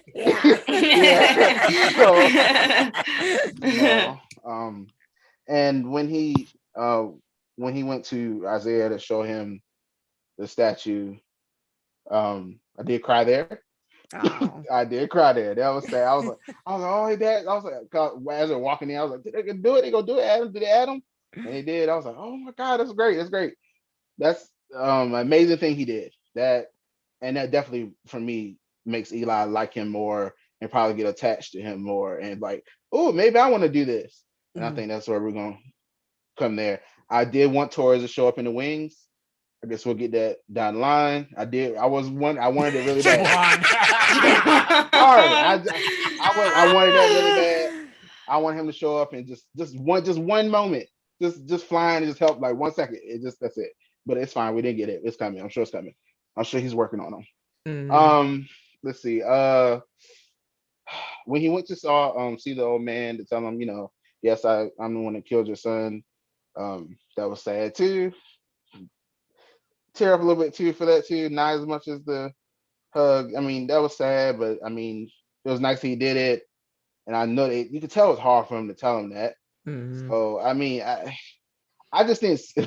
I felt as though once you tell him that I'm the one that killed your son, I feel like Bucky's like, okay, I can't be sitting here in front of you. I don't think you want to see me anymore. I'm gonna go now. We're not really friends anymore now, right? So I killed your son. You don't want to see me anymore. And then, when they got to the restaurant, I was like, he's just checking on him, like seeing if the guy's even mobile. Is he still coming out? Is he still coming to the restaurant every day or whatever? He is. Okay, cool. I didn't destroy him completely. He got some kind of closure. Cool. I'm not gonna go in there because that might trigger him. Let me just leave him alone. I'm done. Let him leave that alone. I'm done with that. And he gave the therapist the book. Then we got him being stepdad. Got him bringing the cake. And bringing the cake to the cookout. I wanted to know where he got that cake because it looked like a supermarket cake. And I was like, how much did that cost? Yeah, you get that shit at Kroger? What are you doing, man? Could they put in a little more fruit a cake? It better be the sugar frosting, not the bullshit whipped frosting. Also, and I'm sorry to interrupt Trayvon, but that cake, as someone who worked at a bakery, I was like, that cake's like a 7-inch, 8-inch cake at best. There are like 30 people. Yes. That needs to be like a sheet. Come on, Yeah, Bucky. true. thought It was the just same for thing. Sarah. He's like, this for you, baby. Yeah. we didn't see the top. We didn't see the top of it, and We did watching not. it said like, "Will you go on a date with me? Yeah. Do you like me? Yes or no?" Like, P.S. Sam's Don't like- tell Sam. Sam's like, where's my suit? Where's my shield? Hit you with it. But yeah, we found out, and then I mean, there's one scene I was looking for the whole show, which I mean, I don't know if I'm corny for this, but whatever. So in the trailer, I saw that shot of him holding his arm up with the kids hanging on it. I was like, where is that? I was like, where's the? I wanted to like where is it when he's around the kids or around family and when he's doing that? I was like, I want to see Bucky in something like that. Oh, that was cool. I saw the kids hanging on it, and I think her son was hanging on it too. Yeah. Yeah. So I was like, I think both of them. Yeah, both Yeah. boys were hanging. Yeah. Yeah. Yeah. yeah. So I was like, I was like, yes, finally, this is. I want him to be normal, like Mhm. he's just Bucky, right? This is cool. This is what I wanted from the show. I wanted them to be tight, and this is what I got from it, and I'm satisfied with that. And then we got Captain America and Winter Soldier, and then we got Sharon getting her pardon, which yes, give her more power. Yes, please do. Yes, power broker, give her more power. And now she has more access, and now it's gonna be a mess when she comes back. And Sam's gonna be disappointed and contemplate what he can do with her, and it's gonna be great. I can't wait to see I love more the Sharon. chaos. Yes, just bring it. I was like, yes, smile at the camera. Yes, please. Can't wait for you to come back. So yeah, that's it for me. I enjoyed it. I had fun. Yeah, can't wait for the movie. And that's All it. right, Tia. All right. What were your thoughts on the finale? So like, let me just say my quick, like, I'm with Trayvon. I really liked this episode, but I just do want to say like my little because everyone seems to be putting out a negative. So I'm like, let me put out my small negative. I will say the one thing is, Sam has this like really big speech, right? And the government people are like, you don't understand, it's not that easy. And he's like, I'm Captain America now, listen to me. And they're like, okay. And I just feel like they went on their policies like really quick. They're like, you know what? Your really moving speech really moved us. And I was like, I don't know. I thought they were like soulless people that you were telling us that they were. I didn't believe that they could like turn their policies I think it's around more so of much them being on live TV. Yeah, I agree. Yeah, So that's more for their Yeah. life. Yeah. But- yeah. Doesn't Yeah, mean but anything the- actually changed. Yeah, the longer he talked, the more cameras were on him, Yeah. and the more and they're that's like, fine, well, like, I expected them to be like in that moment, but then when you heard that they actually were implementing it, I thought that it would be one of those things where they would say they would, but wouldn't. But anyway, I really liked this episode. I love the action in it. As I said before, I love the fight between Sam and Batroc.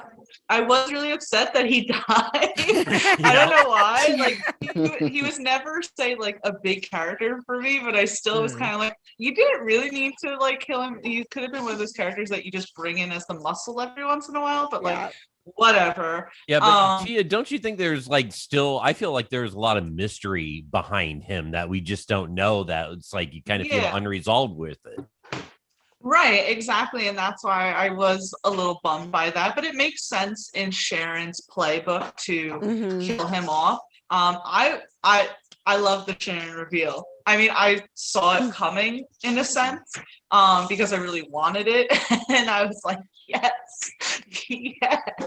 As a really big fan of Emily Van Camp, I've said this numerous times. I love what she did in Revenge. And I was like, I like seeing that like that she'll have questionable morals and that we won't really know what her actual play is. I think that that's a role that's a lot more fun to play, and I think that the actress will have a great time doing it. And I love it. I could see behind her smirk the whole time that they were pardoning her, and she's like, yes, thank you so much, I'm so happy to get my position back. And I was like, I love it.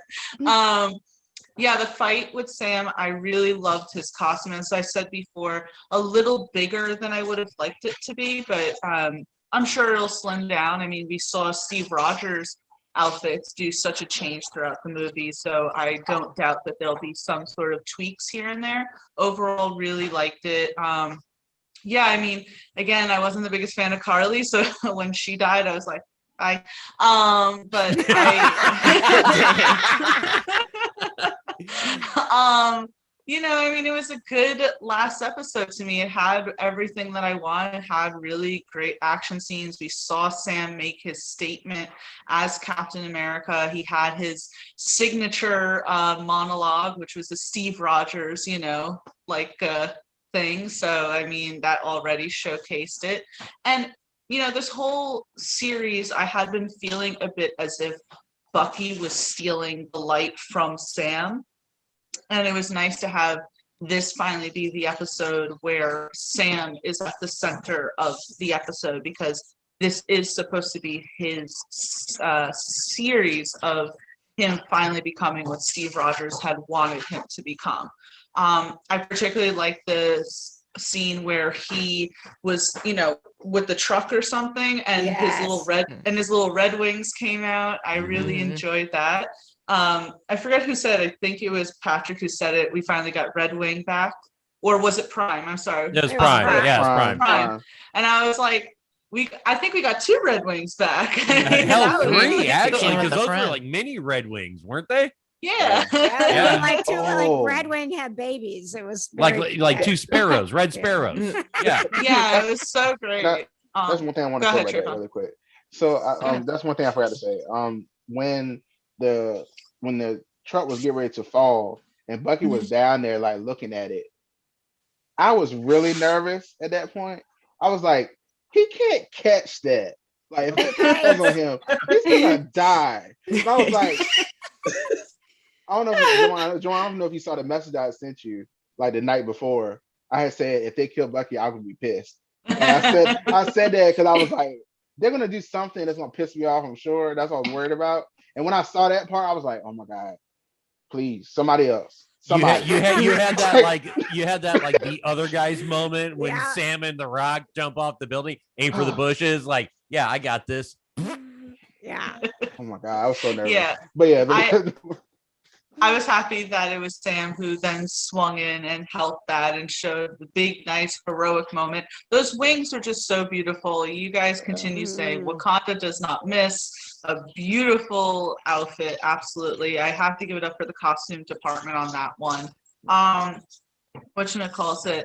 Yeah, I mean, the John Walker scene, he did come out of nowhere a little bit, but I kind of did like seeing him and Bucky finally work together just because Bucky was so against him.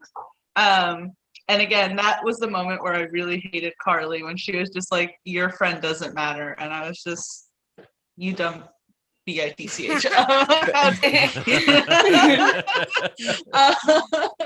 But yeah, I mean, just to kind of like wrap everything up, the 3 things I want to talk about is I did really enjoy the Bucky moment, going to speak with the old man, finally getting that off his chest.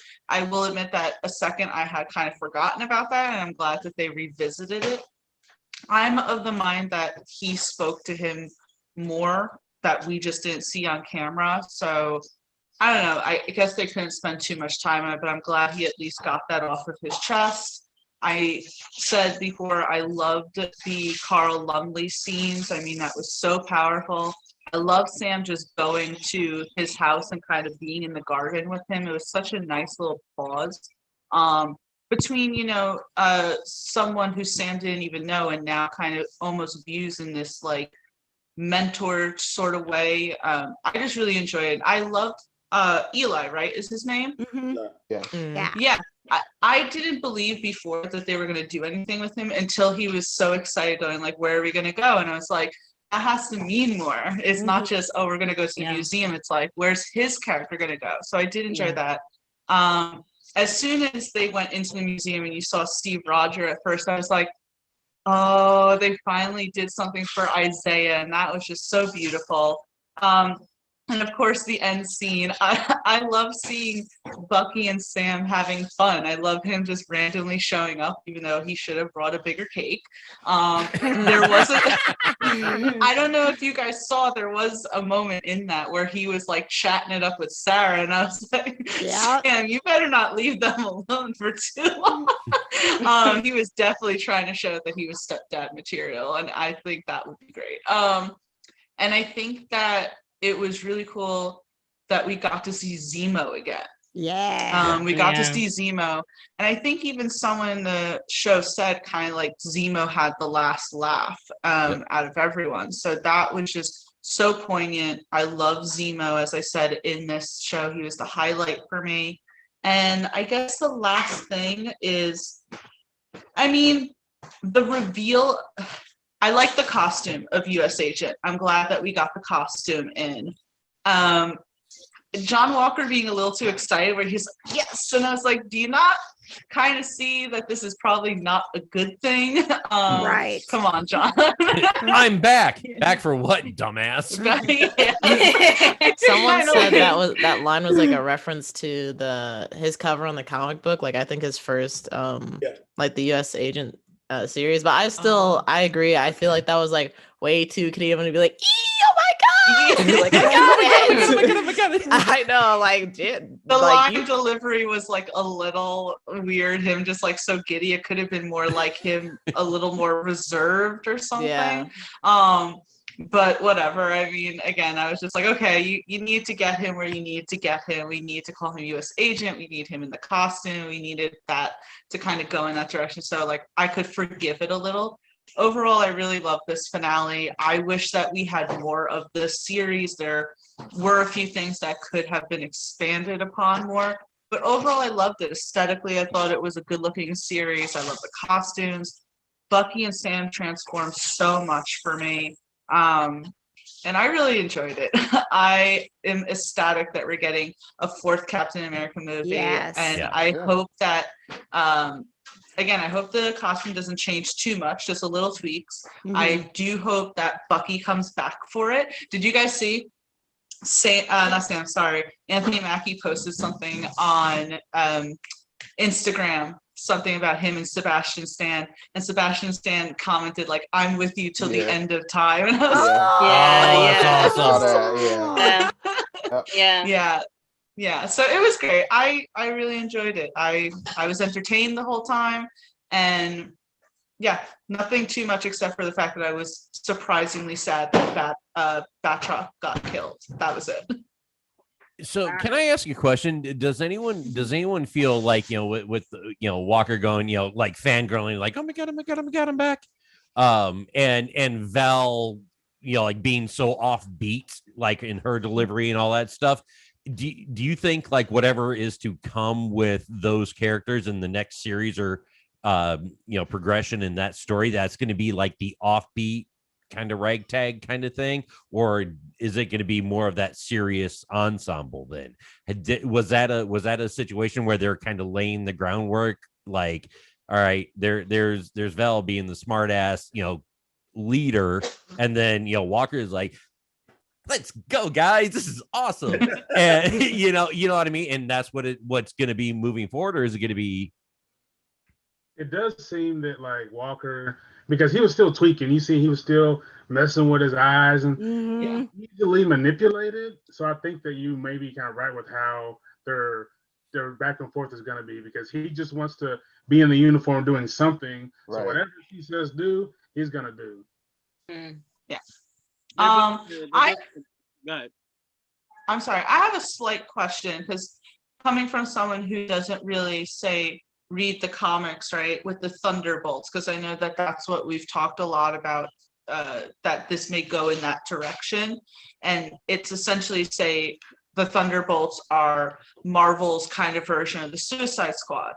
I always felt as if like Guardians of the Galaxy were that, because they're also a bunch of criminals technically that got together to save the world. So like, where's the difference necessarily?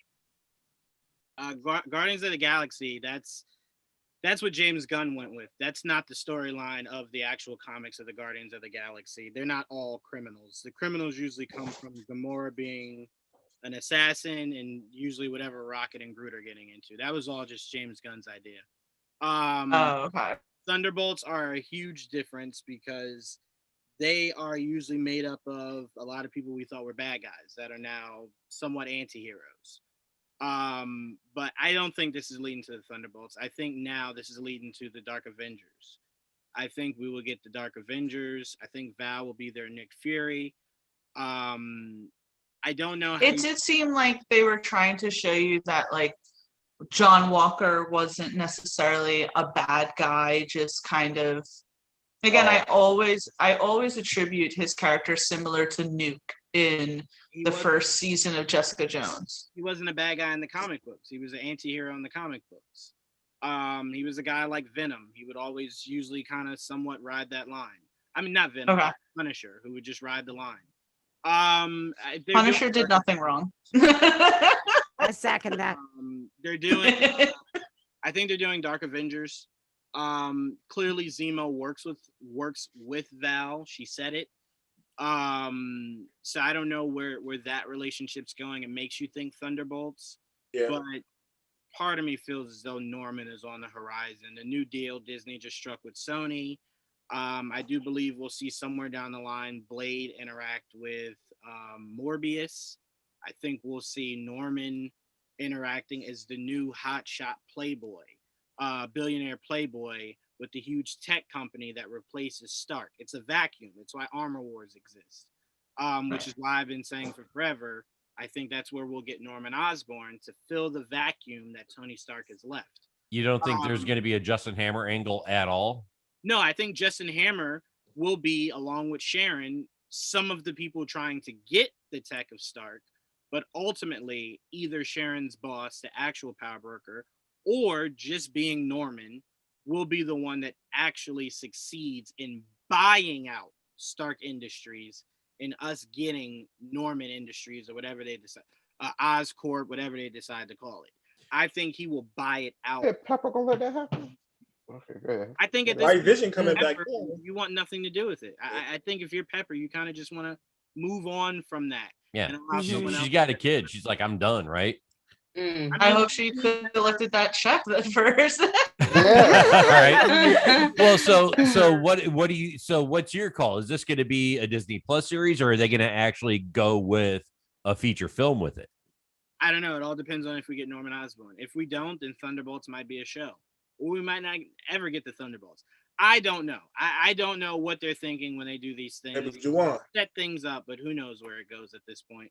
Go ahead, Prom. So which one of the groups is the Butler going to join? I think wherever Zemo goes, he's his Alfred.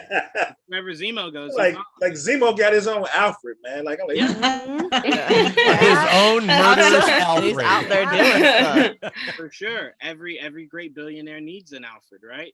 But that was the best thing about this year. I'm sorry, this season, just finding out that Zemo is filthy rich. It's like, I mean, I guess it makes sense. He had a lot of time to do a lot of planning. Daniel Bruhl's hot, but it just got a lot hotter. Yeah. He did such a phenomenal job this season. It's like, my God, how do you absolutely outshine most of the cast? And all he had to do was just like the worst dance move in history. All right, to end us out on the night, we're gonna end it on the Sharon reveal. Shekinah, I'm gonna start with you. Did the reveal hit? Like, did it hit you at all? Was it a good reveal? I don't think it was.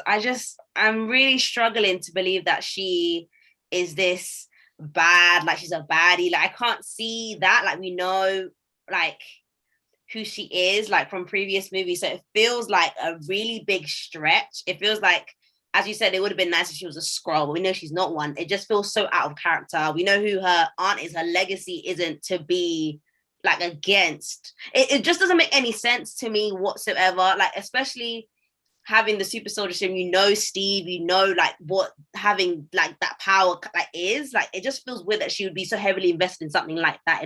It feels out of character to me. And the reveal, It felt messy. I didn't really like it at all. I'm not gonna lie, at all.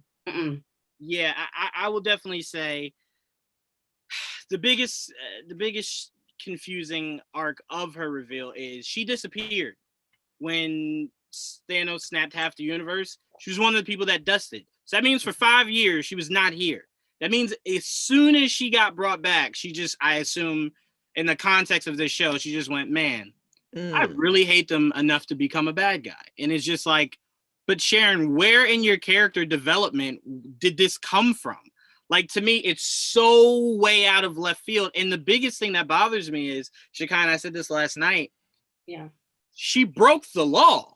So when they did say you are no longer part of this agency, it wasn't just like, oh, they're being petty.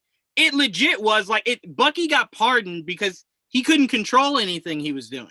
Sharon literally said, hey, Cap, at every turn, I'm not going to follow the law and I'm going to help you guys. So yes, when her government found out, it said you no longer work for us.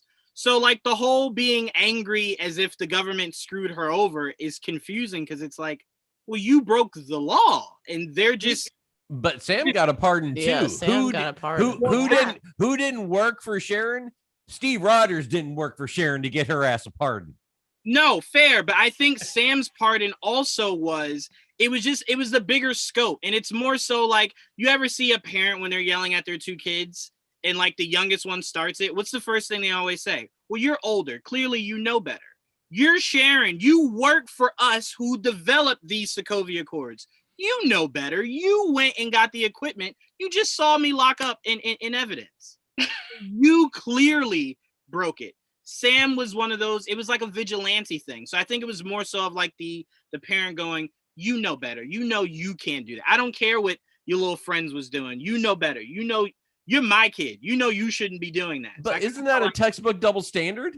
100%. 100%. I mean, come on. She has a right to be mad. Yeah, so you can't Sure, fault she her. be mad, yes, but she's acting as if it was like a screw job. You clearly broke the law. Okay, so to expound on that point, how many siblings have you seen? You know, we don't have kids, so we don't understand. But how many siblings do you see that hate each other because one has like held resentment for the other for that exact kind of, for that exact kind of situation? And I'm not disagreeing with you. I'm just saying it doesn't come from out of nowhere, is what I'm saying.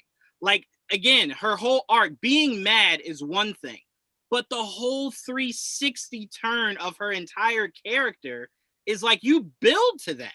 You don't just go, well, the last time you saw her, she was a hero. Now she don't care who dies. And it's like, where did this come from? Like, you know what I'm saying? It's as happy as I am to see where this is going, and I know she's gonna be a badass. I cannot argue with you on that, but there needs to be a little more explanation on how she got from this to that. I mean, are we to assume that, she was dusted, so for 5 years she was gone, she comes back, the whole world's upside down, she's already pissed. So I guess, I mean, if you're going to extrapolate it, you'd be like, all right, well, she's got the means and the skill set to do that job. But how did that get there? Like, what happened in that time? To me, if they played Sharon Carter, kind of how Natasha was in the comics, when Natasha was just about whatever state she was fighting for at the current time, right? So you saw the elements of she doesn't really have loyalty to her agency. I would go, well, they planted seeds there, but it literally comes out of nowhere. It would be like if the next time we saw Foggy, it was just like, no, Foggy only represents murderers and killers. It's like, what? Where did that come from? Like, that's not the Foggy we left. So to me, it's the reveal only fell flat, because you've only made one logical person that it could be. Everyone was assuming people that we did not see in the show, right? So you're like, well, you made that obvious. And then it's the idea of the character went out of her way to bring elements of danger into her life only to go, well, I was a power broker. Well, she obviously didn't say that, but the reveal of she's the power broker. It's like, well, why did you do half the things you did? You led Sam and Bucky to your chemist. Why would you do that? And then it lets you know that she was fueling the Flag Smashers. why would you fuel them and then send them a text saying, keep stealing from me, I'll kill you? But you obviously know how to get in contact with them. So it was just like, I don't know who wrote the concept of the power broker and the flag smashers, but they legit said the whole gray area, we're using all of it. We're using all of this gray area. Where did that make any sense? Like I don't know. And the worst part is I don't know. Like clearly we're not going to get a Sharon Carter show. So I don't know really when, if ever, will really explain where she really decided this is the career path she wanted. That could be with Thunderbolts. If we even get that show. Yeah. If we even get that or show. Armor Wars. Who knows? It could be an Armor Wars, but if it's Armor Wars, I don't see them dedicating time to her really explaining it. It's more so Rhodey and his plight of trying to stop everything that Stark built. Yeah. Right. I mean, because if they didn't explain it here, where they introduced her, I don't think it'll really be anywhere else. I think this is one of those things we just got to kind of get over. Another one-off. We got to kind of get over. I think we'll see her again. But to me, this reveal was kind of just like, I don't get it. I don't really get it at all. Like, at least with Agatha, it was clear she purely wanted to see how powerful Wanda was. So that's why in the first episode she didn't strike. She wanted to see how powerful she was. So that at least made sense. But it was just like, I have no idea where this came from. Jamie, how do you see it? Was this reveal, like, did you see it coming at all? Oh, absolutely. Yeah. I have been saying, I think for the past couple episodes, like, I'm pretty sure it's Sharon. That feels like the most like TV writing thing that they could do. So I hope it's not, but it kind of is her. I guess for this series it is her, but I feel like ultimately there's somebody else that's actually the power broker. But in terms of like, does it make sense for Sharon's character? I never really thought about it because honestly, Zemo to me was kind of forgettable until he showed up in the show and was actually, I don't know, like I liked his character a lot more. And that might be just because I haven't seen that movie in like a really long time. And Sharon, for the longest time, I kept asking myself, like, who is Sharon? Why are people talking about Sharon? I'm like, oh yeah. So that might be another thing why I feel like it's not the biggest deal for her to be like, oh, I'm bad now, because I didn't really remember a whole lot of her to begin with. I will say though, the fact that she did lead them to that lab where he was like working on a super soldier serum, if she is working for the power broker / is the power broker, that doesn't make sense. So I don't know where they're going with that, but yeah, it was definitely underwhelming, which is another reason why I felt like the finale needed more oomph, because that was clearly something like, oh, this is going to be in the finale. They're going to say this. I would have definitely loved for there to be some unexpected twist, but they left nothing on the table for anybody to be the power broker besides her. Yeah, I kind of felt like they were trying to pull a Kaiser Soze. But I think what they forgot was Kaiser Soze only worked because it was literally the last person you would have expected it to be. Not the exact person you expected it to be. What did you trick in that? Like, what was the trick in that? And Jamie, I desperately want to hold out hope that you're right, that maybe there is someone else out there. But it's what I thought all season, only for us to get to this episode. And it's like, oh, you're the power broker. And it's like, really, guys? Like, this is how lazy we are? Like, you again? got the script and let's phone it home. Prime, like, how do you see it? Did you enjoy the reveal, or did it was it a little underwhelming? It wasn't the greatest. I mean, it wasn't the greatest. Still thought the episode was okay, but no, it wasn't the greatest. And you know, just like Jamie, I'm still not 100% sure, though, to be honest with you, that she is really the power broker. I just still have my doubts. And it's just basically what we've been talking about with everything that could possibly be on the table, or some of the things we're hearing that are on the table of what they're going to do. Only thing that's obvious to me is that we are 100% going to see her again. And I don't think it's going to be in a small role either. But, you know, it's a lot of questions, like you mentioned. Where would they explain, you know, everything that happened to her, even just after Civil War? You know what I'm saying? So I don't know, man. But, you know, it was okay, but I'm not 100% sure still that that's it. Yeah, I mean, and I told I remember who I told this to, but if you watch the Shang-Chi trailer again, that scene where he's fighting in what looks like to be a cage, that's in Madripoor. And we know the Mandarin has been around since the very first Iron Man movie. And he's been looking to get every large piece of tech. He had one of his soldiers in Ant-Man trying to buy the Ant-Man technology. One of his henchmen was the one that gave Ivan Vanko the ticket to go to America to kill Tony Stark. So I'm like, and the Ten Rings Army was the guys that kidnapped Tony Stark in the first Iron Man movie.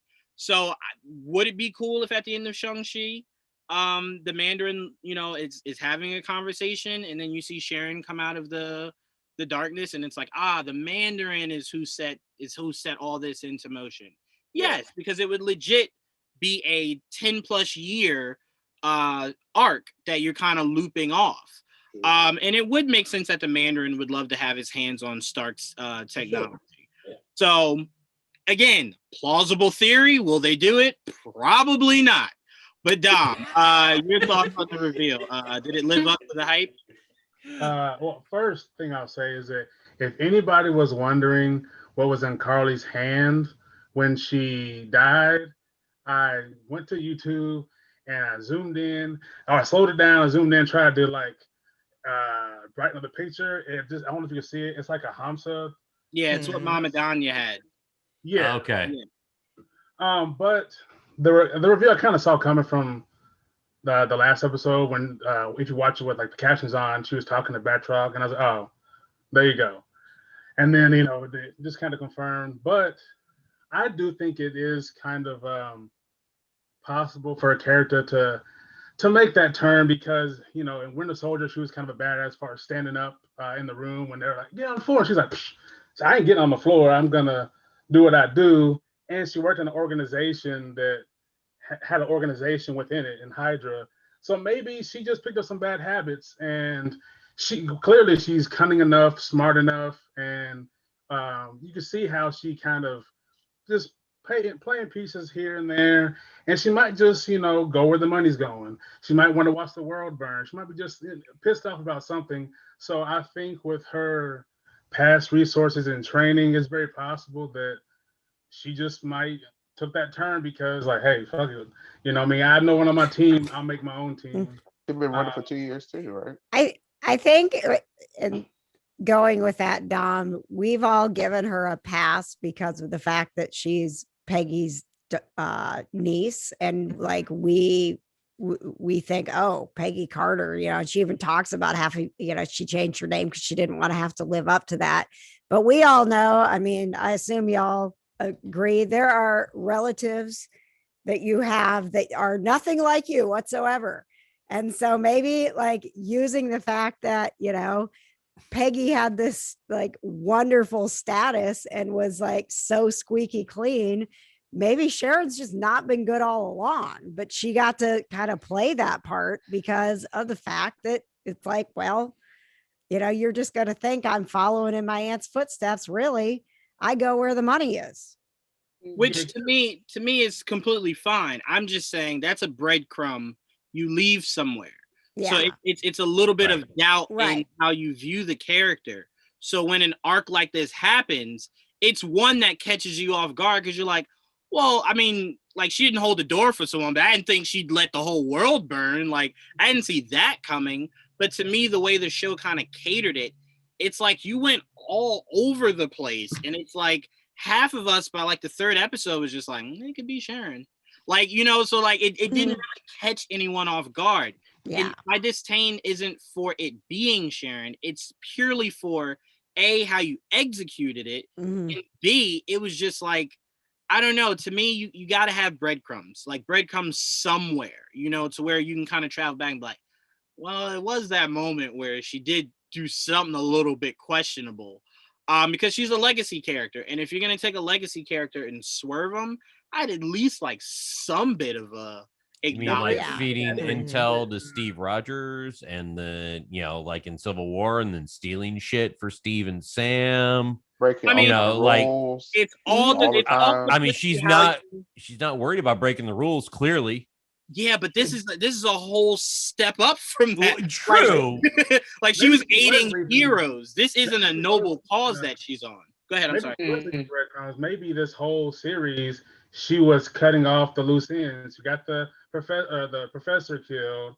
She killed Batroc. Maybe Carly. Maybe she was just like, you know what? This phase of my plan is over. I got to cut off all the loose ends. And yeah, then, I mean, I get what you're saying, but I think we keep forgetting she led them to the doctor. It wasn't like they just found the doctor. She led them to him. So it's like, well, maybe it was time for the doctor to go, though. Maybe that's why she did it.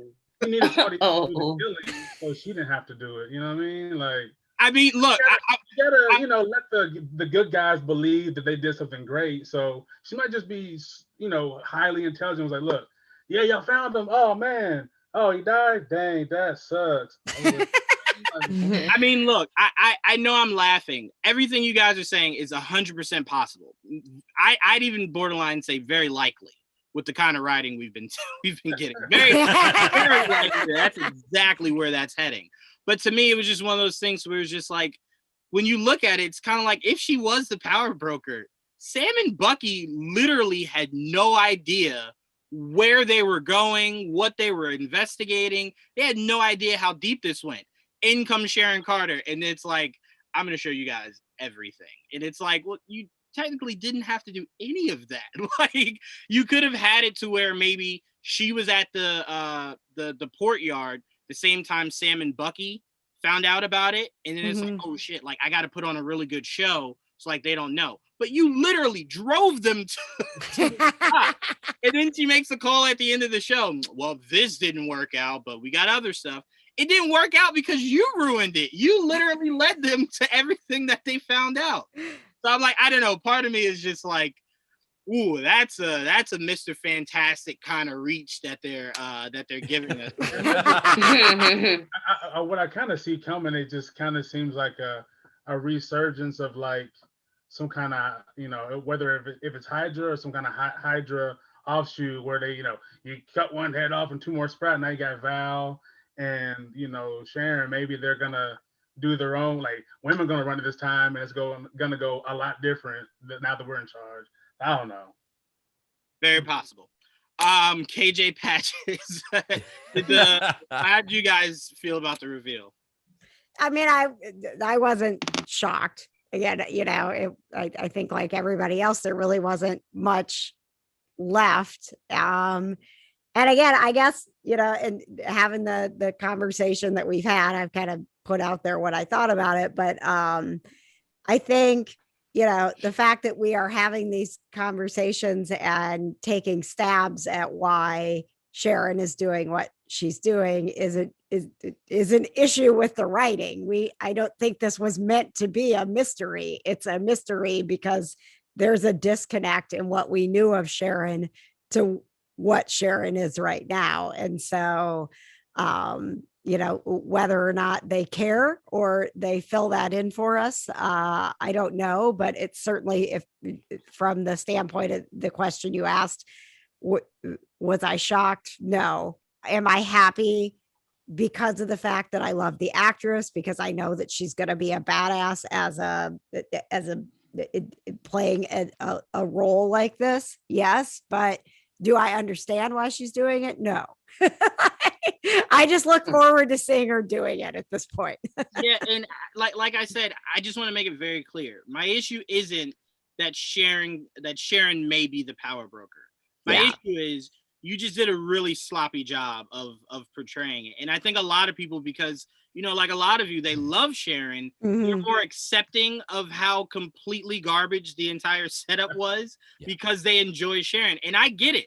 I've made sacrifices for characters I love also. But a lot of us are writers. And I know we have to see that it was just not good writing. And that's the only point I'm trying to convey. They could make the power broker. Again, I told you guys, the power broker is a character that's so like insignificant. They can make whoever they want the power broker. I never came in here and said he has to be a certain person. I said who I thought he might be. So there isn't like a connection of like, I'm only hurt because it wasn't who I wanted it to be. it just wasn't a good setup for any of it. So if she is a power broker, more power to her. Literally, like, literally more power to her. Let me ask, do you think that, after just asking, after WandaVision, I think that we have all changed a bit in that we're paying more attention to every little thing. That was what WandaVision did. Mhm. And Yeah. were we focused too much? Like when they wrote this story, did they think we were going to give a crap about the power broker? Like, or was it just going to be like, this is just where it's going? And we have now decided like, we have to analyze every single little thing that's happening because that's what we did for, 6 weeks with WandaVision. I think the bigger thing is, I assumed when you did these shows, it was a way to kind of bridge not having to make things mainstream because you were making it literally for the people that know these stories. And the fact that they're still swerving from what is the actual continuity of these characters, you're appealing to mainstream. And it's why it is a small group of us that saw the WandaVision series and went, why did you cater to this entire story and leave the only desirable part of it out? You're like, when you watch Iron Man, nothing about that first movie is from a legit specific comic because they wanted to make it mainstream. So it was inviting to all, right? It's why Ragnarok was very loose to Ragnarok. So it was open to all. So to me, I'm just getting too much of, I'm appealing to mainstream. And I'm like, but there are some of us that are devout fans of yours that would like a little breadcrumb here or there, and it's like, apparently the only thing us comic book fans get is looks. Like Sam Suit, beautiful. You know what I'm saying?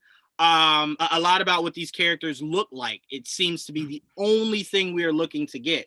So, I'm with you, but my seeds of doubt started way back when they gave us Mandarin. So where it was just like, oh, you guys, oof. Oh. Come on, man, you just gotta have a little sense of humor about that. No, to me, and then I'm gonna move on here. To me, so we can get out of here. To me, KJ, my issue wasn't that they screwed over the Mandarin. My issue was we now will never see the Mandarin versus Iron Man, and that's the only reason the Mandarin's important. Like, a lot of people see Shang-Chi and they're like, well, you're getting him there. Mandarin isn't a part of Shang-Chi. Like, they're looping it to give him a purpose, and so that they don't use the very racist character of his father, they use the Mandarin. So I'm like, you're putting wrong characters in wrong spots, and people that don't know are like, I'm here for it, and I'm just in the back like, but it's Iron Man's villain, So to me, it's more so, I think we're just becoming too mainstream. And that's what WandaVision went, and that's where this series went. And that's why I'm like, I'm relieved that Loki is not based off of a specific comic run. So there is nothing I'm like, well, you got to hit this point, hit that point. It's the first time of this year I can breathe and go, I'm with you guys. I'm here for the ride. But a few more of you guys, and we're going to get out of here. Jamie, you didn't go yet, right? I think I did. I did go. Prime, you didn't go, did you? I don't think you went, Prime. Did you go, Prime? Your thoughts on the reveal? All right, Dom, you went. Trayvon, your thoughts on the reveal? I was trying to figure out why you expect anybody to say it was a surprise when we obviously all figured it out from when we first saw her. I don't know anybody that was surprised by it. Like, maybe he was thinking there was somebody else like him who was double guessing it a little bit. To me, I think, but that lends to the point that I'm making is that you guys made your minds up, regardless of why, weeks ago. So it's like, was it even a need to have a reveal? Like, you had half the people that were just like, nah, it's clearly Sharon. They just gave us a link to Carly and her and whatever. To me, it was insignificant. I was like, whatever, cool. She was power broker, cool. I'm happy for her to be a badass. Let's move on. Just like with the Val character with Walker, I'm just like, okay, she's here. She gave him the suit. She gave him the name. Let's move on. I don't care. Like I'm happy about Sam and Bucky. That's what I'm here for, and that's what I got. I don't whatever. I'm just happy Sharon's in it more. Before she was in it a little bit, you know, like she's in it a little bit here and there. She was breaking rules since we met her. Like she's been doing little things. So well, it's and like, that's like we've talked about. Yeah. Trayvon, is that maybe it wasn't meant to, maybe we made it out like it was going to be some big reveal. Maybe it was never meant to be a big reveal. Maybe we were meant to like just assume all along, yeah, that's who it is. And at the end, they're like, yeah, you were right. And they didn't expect it to be an Agatha all along moment. Even Agatha though. Like, they could possibly clean this up somewhere else. But Zemo did say in the club that he had workings with the power broker prior to the snap. And it's like, well, wouldn't you know what the power broker looks like if that were the case? So to me, I kind of wasn't he locked up? I feel like he said nobody knows what the power broker looks like. Yeah. At one point. He was saying, I think he was referring to now. He's had workings with the power broker, but now I think there's a shroud of secrecy of who it is. And I think that was his biggest problem. He couldn't kind of put a finger on who it was now. So I think they might have been playing up the angle that there was an original power broker. Yeah. And maybe Sharon killed the power broker and took the vacuum of power. And I don't know who said it, but which again, that would have been cool to hear. It's like, all right, yeah, she really went for it. Like she's killing people to take power. All right, so here's your tinfoil hat moment then. All right. Once Sam and Bucky showed up in Madripoor and she knew that they were there, then she was like, all right, they're here, game changer. I'm going to work them to get back into the States scot-free so I can get my hands on all the stuff and things. And then I'm the alpha. Yeah, like that's a undisputed. bigger play. I mean, she probably knew that they would feel bad that she didn't. Well, to your point, Patches, that's exactly what she did. Yeah. I'm just saying there were like ways along the way that I'm like, well, they didn't have access to any of that knowledge. Right. But you know, like the serum and stuff like that, she wasn't personally directly involved. Like in her head, it's like, well, that super soldier serum, it's going to get locked up in Fort Knox or something like that, right? It's going to be untouchable, but it's still going to be out there and I can still get my hands on it. She wasn't expecting it to be destroyed. Well, no. Remember, she was saying, they were alluding to, she was having the super serum made. So it wasn't anything. Point of it being, she was very much hands-on on everything that was happening. So I'm now more curious. Was Ross developing the super soldier serum that she then intercepts? And maybe Ross is the person who was texting Carly saying, if you don't return it, I will kill you.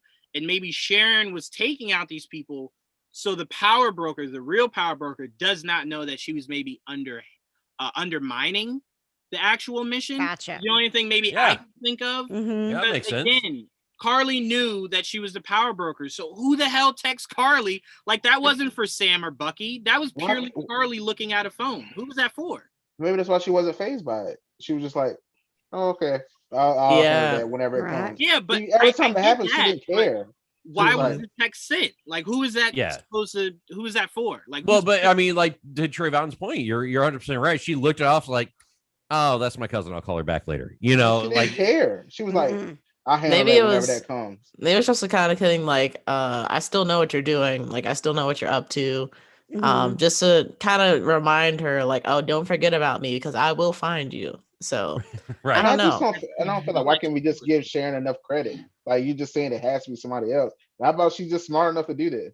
Like how about I don't believe that's what I'm saying. I believe what I'm saying is you didn't set it up well enough so I could give her credit. Like if this was a better looping to where you're just like, well, you did a really good job of showing that this is Sharon. I just finished saying I don't care who the power broker is, just write it better. I think this needed to be a 10-episode series instead of a 6. Saying. This didn't need to be so short. You should have fleshed it out. Either a movie or 10 episodes and tell the story. Right. Walker would have been fleshed out more. Like a flashback of even seeing how she rose to power would have been pretty dope. Just something to give us a little bit more. Like this isn't with Marvel, I know a lot of people are in it for the looks and the action. It's like, no, but there's a story. There's stories behind They're these. telling it. That's my point. We would like to see the stories of Sharon, of Walker, not just you kind of going, here they are. Well, okay. All right, there's that. Tia, did you have anything else to add about Sharon Carter's rise into power in this reveal? I mean, I loved it. I'm gonna be shameless and say I loved it. Yeah, I saw it coming. We talked for weeks. We talked for weeks about how we surmised that it was Sharon Carter, and I absolutely loved it. Maybe that comes a bit from really liking the actress. Maybe that comes a bit from liking the character without having any prior knowledge of her comic book counterpart. I love the idea of her being a Carter and going the completely opposite way. Yes, I know that Peggy had all well intentions while starting Shield, but it's not like Shield has been squeaky clean all these years. Right. So, I really enjoyed it. I know that she was breaking the law to help the good guys, but we can't overlook that she was still breaking the law. It just served us because she was helping the good guys when in fact it was showing that she's willing to bend for what she wants. And maybe it could be a little confusing as to her helping Bucky and Sam out while also self-serving. And it's possible for a morally corrupt person to have a fondness for friends. So I guess I just didn't really think of it any other way. I absolutely think that all of your guys' reasonings for maybe not liking it are valid, but my reasoning when they showed it, I was like, yes, love the confirmation. Thank you so much.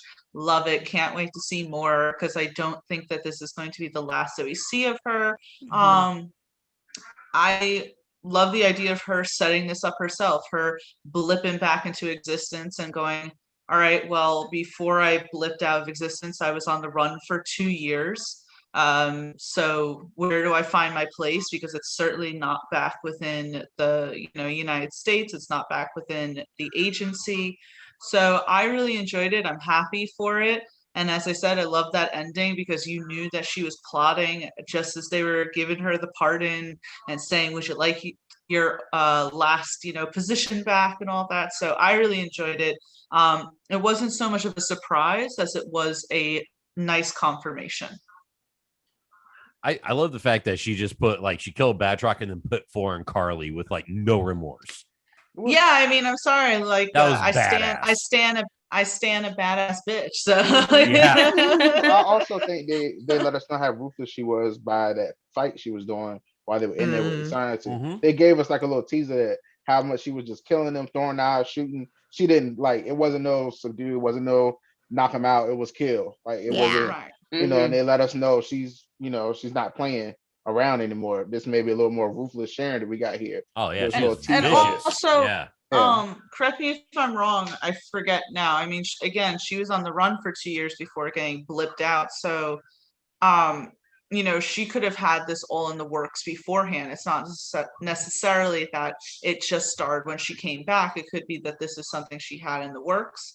And then when she came back, she decided to pick back up where she left off. So yeah, when Black Widow leaked all the Hydra files, who's to say that she didn't start picking up those breadcrumbs? Wait, I got this. Yeah, she's adaptable. Clearly, Peggy didn't leave her anything in the will. You get a thigh holster, and that's all you get. There might be a reason for that. She was forgot. Steve was like, "Listen, I had a really awkward moment with your niece. You can't leave her anything." And Peggy's like, "That bitch." I will say, congratulations to the team of the Falcon and the Winter Soldier. Congratulations to the showrunner, who will be essentially, I believe, the director for this movie. I hope he's dead. Maybe some people just don't need to write. Patty Jenkins. Anyway, don't bring the writing. Oh no, they're bringing the same writer. So no, don't bring the same writer. They are. Get better. So. Yeah, stop going to Barnes and Noble for your writers. Anyway, this was all. At least go to Books a Million, jeez. Right, go to the store. I didn't say that. No, this was ultimately a good way to kind of give us a evolution of both characters, regardless if you liked it or not. Same thing I told you guys with WandaVision, was not a bad show. just did some things I did not agree with. So I will take the same argument here. Not a bad show. Went some ways I would not have just purely as a writer. But ultimately it had a goal and it achieved it. So congratulations to that team. I think all of us here can say we enjoyed it in whatever aspect we enjoyed it in. I want to specifically thank everybody who has tuned in to the MCR since WandaVision has begun. We thank you all so much. And I know I said it before. It sounds like we're saying goodbye. We are not. This is only till next time. And that next time will be pretty much a month from now where we get into Loki.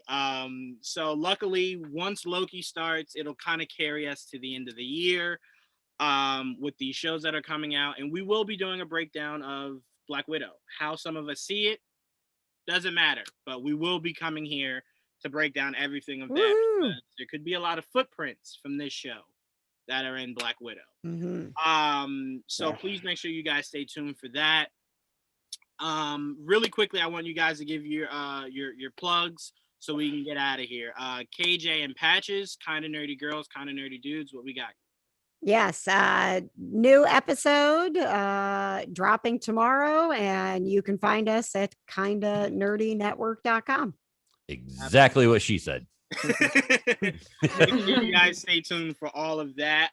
Shekinah, besides our show on Friday, anything else we should look out for? I'm just happy to be here. I have nothing to plug. I'm just happy to be here. You did get some fans in the comment section that were welcoming you to the MCR, Shekinah, and I will say it was very, very, very good to have you on this show. Thank you. Especially since she has that beautiful Dark Knight, poster in the back. Yes. And Absolutely I love gorgeous. it. Thank you. I go right above Thank you. Flashpoint, right? Thank you. Shekinah? Is that It's Flashpoint? Flashpoint. Yeah, it is. Yeah. Yeah. And Winter with you Soldier. being here, Winter we Soldier. almost had the same number of girls as we did guys. So we're getting Yay. there, ladies. Yeah. Slowly but surely. I'm telling you guys, there will be a all-female. I will be replaced soon. I'm telling you guys that they're working on it. Oh no, we've been talking to Tia for a while, dude. Yep. This is the second show I'm being replaced on. They're trying to replace me with my dad on the other show that I do. But anyway, Dom, besides, I'm actually going to let you plug this yourself. You were accepted into something between the last time we had seen you and now. Go ahead, Dom. Yeah, so I just got accepted into the Critics' Choice Association. Nice. Yeah, long time. Awesome. So yeah, thank you. Thank you to Geek Vibes for allowing me to do some work for these past couple years. And I just had two interviews drop for this movie, Boys from County Hell. And this kind of funny because I mispronounced one of the guys' last names twice. Oh. He was cool about it. I told him like, man, it's spelled a certain way, so I said it the way I thought. They're Irish, and the words pronounced different. But those two are up. The first one's with Nigel O'Neill and Jack Rowan from Peaky Blinders, and cool. the second one is with Michael Hawk. And if you look at it, it looks like Huff, like Julianne Huff, but he said it's Hawk, so that's what we go with. But there are two really fun interviews, and they're both up on, the Spotify. They're up on YouTube. So Geek Vibes Podcast, Geek Vibes Nation, just look it up, you'll find them. Absolutely, and I want to give all the credit to Dom. Without all of Dom's hard work, GVN wouldn't be where it is. So all the appreciation goes towards you. And don't worry, Joel, who is one of the guys who helped me found GVN, we called him Joel for like 4 years straight. So names is just, sometimes names just aren't the thing, Dom. It's how it goes sometimes. It's just how it goes, man. I can't tell you how upset he'd be every episode where it's like, welcome Joel, and it's like Joel, and it's like, God, okay. Hey, Juwan, believe it or not, my name's actually Patrick, not Patches. Did you not see?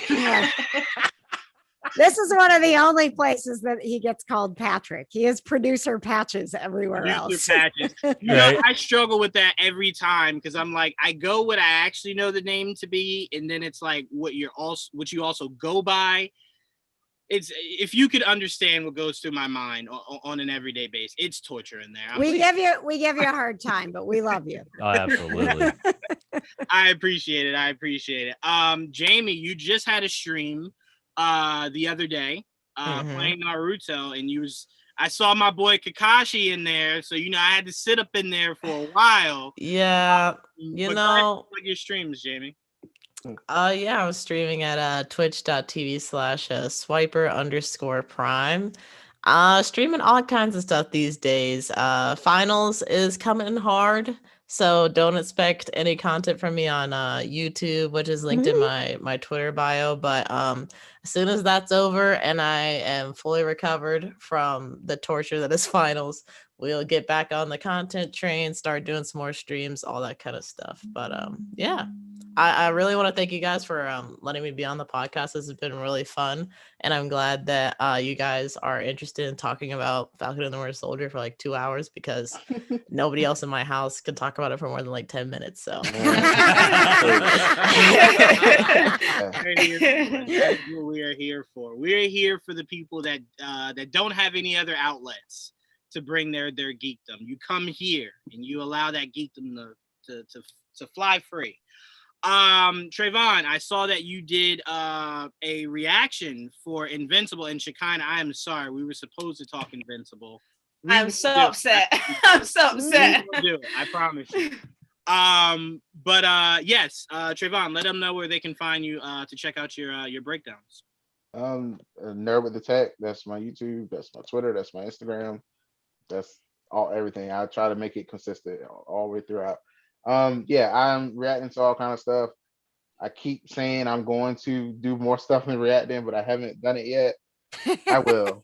I mean, I'm learning from everyone. I am absorbing and learning, and I very happy I got invited to this, because I need to talk about this stuff. Like, I feel like some of my friends, they watch it, but they watch it 2 days later, and I'm like, oh my God, get up at 3 o'clock. And watch it. So I can talk to somebody about this. And then I feel bad getting on Twitter and so I don't spoil it. And I just like stuff and DM stuff to myself.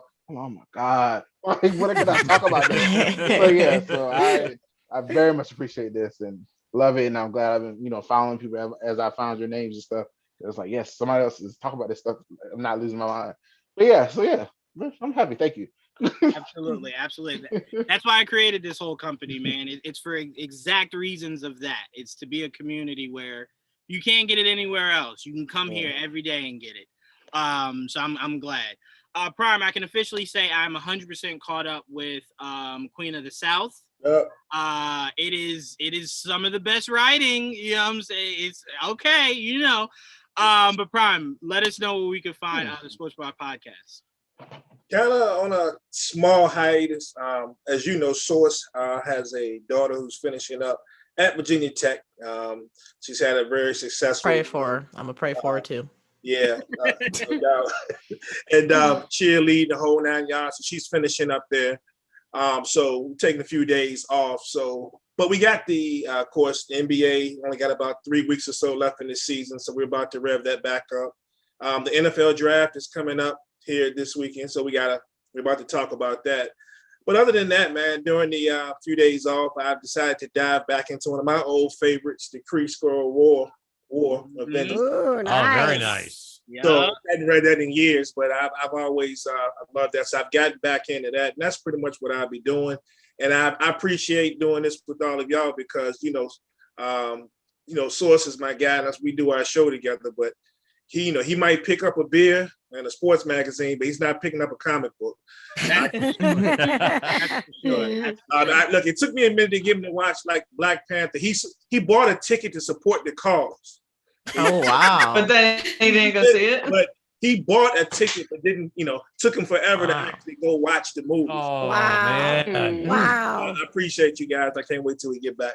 Absolutely. Yeah, that sounds like him. I was surprised we were able to do the podcast about Black Panther that we were able to do together. Yeah. I know he was snoring through that whole thing. But Tia, last but definitely not least, I know you've had interviews like crazy.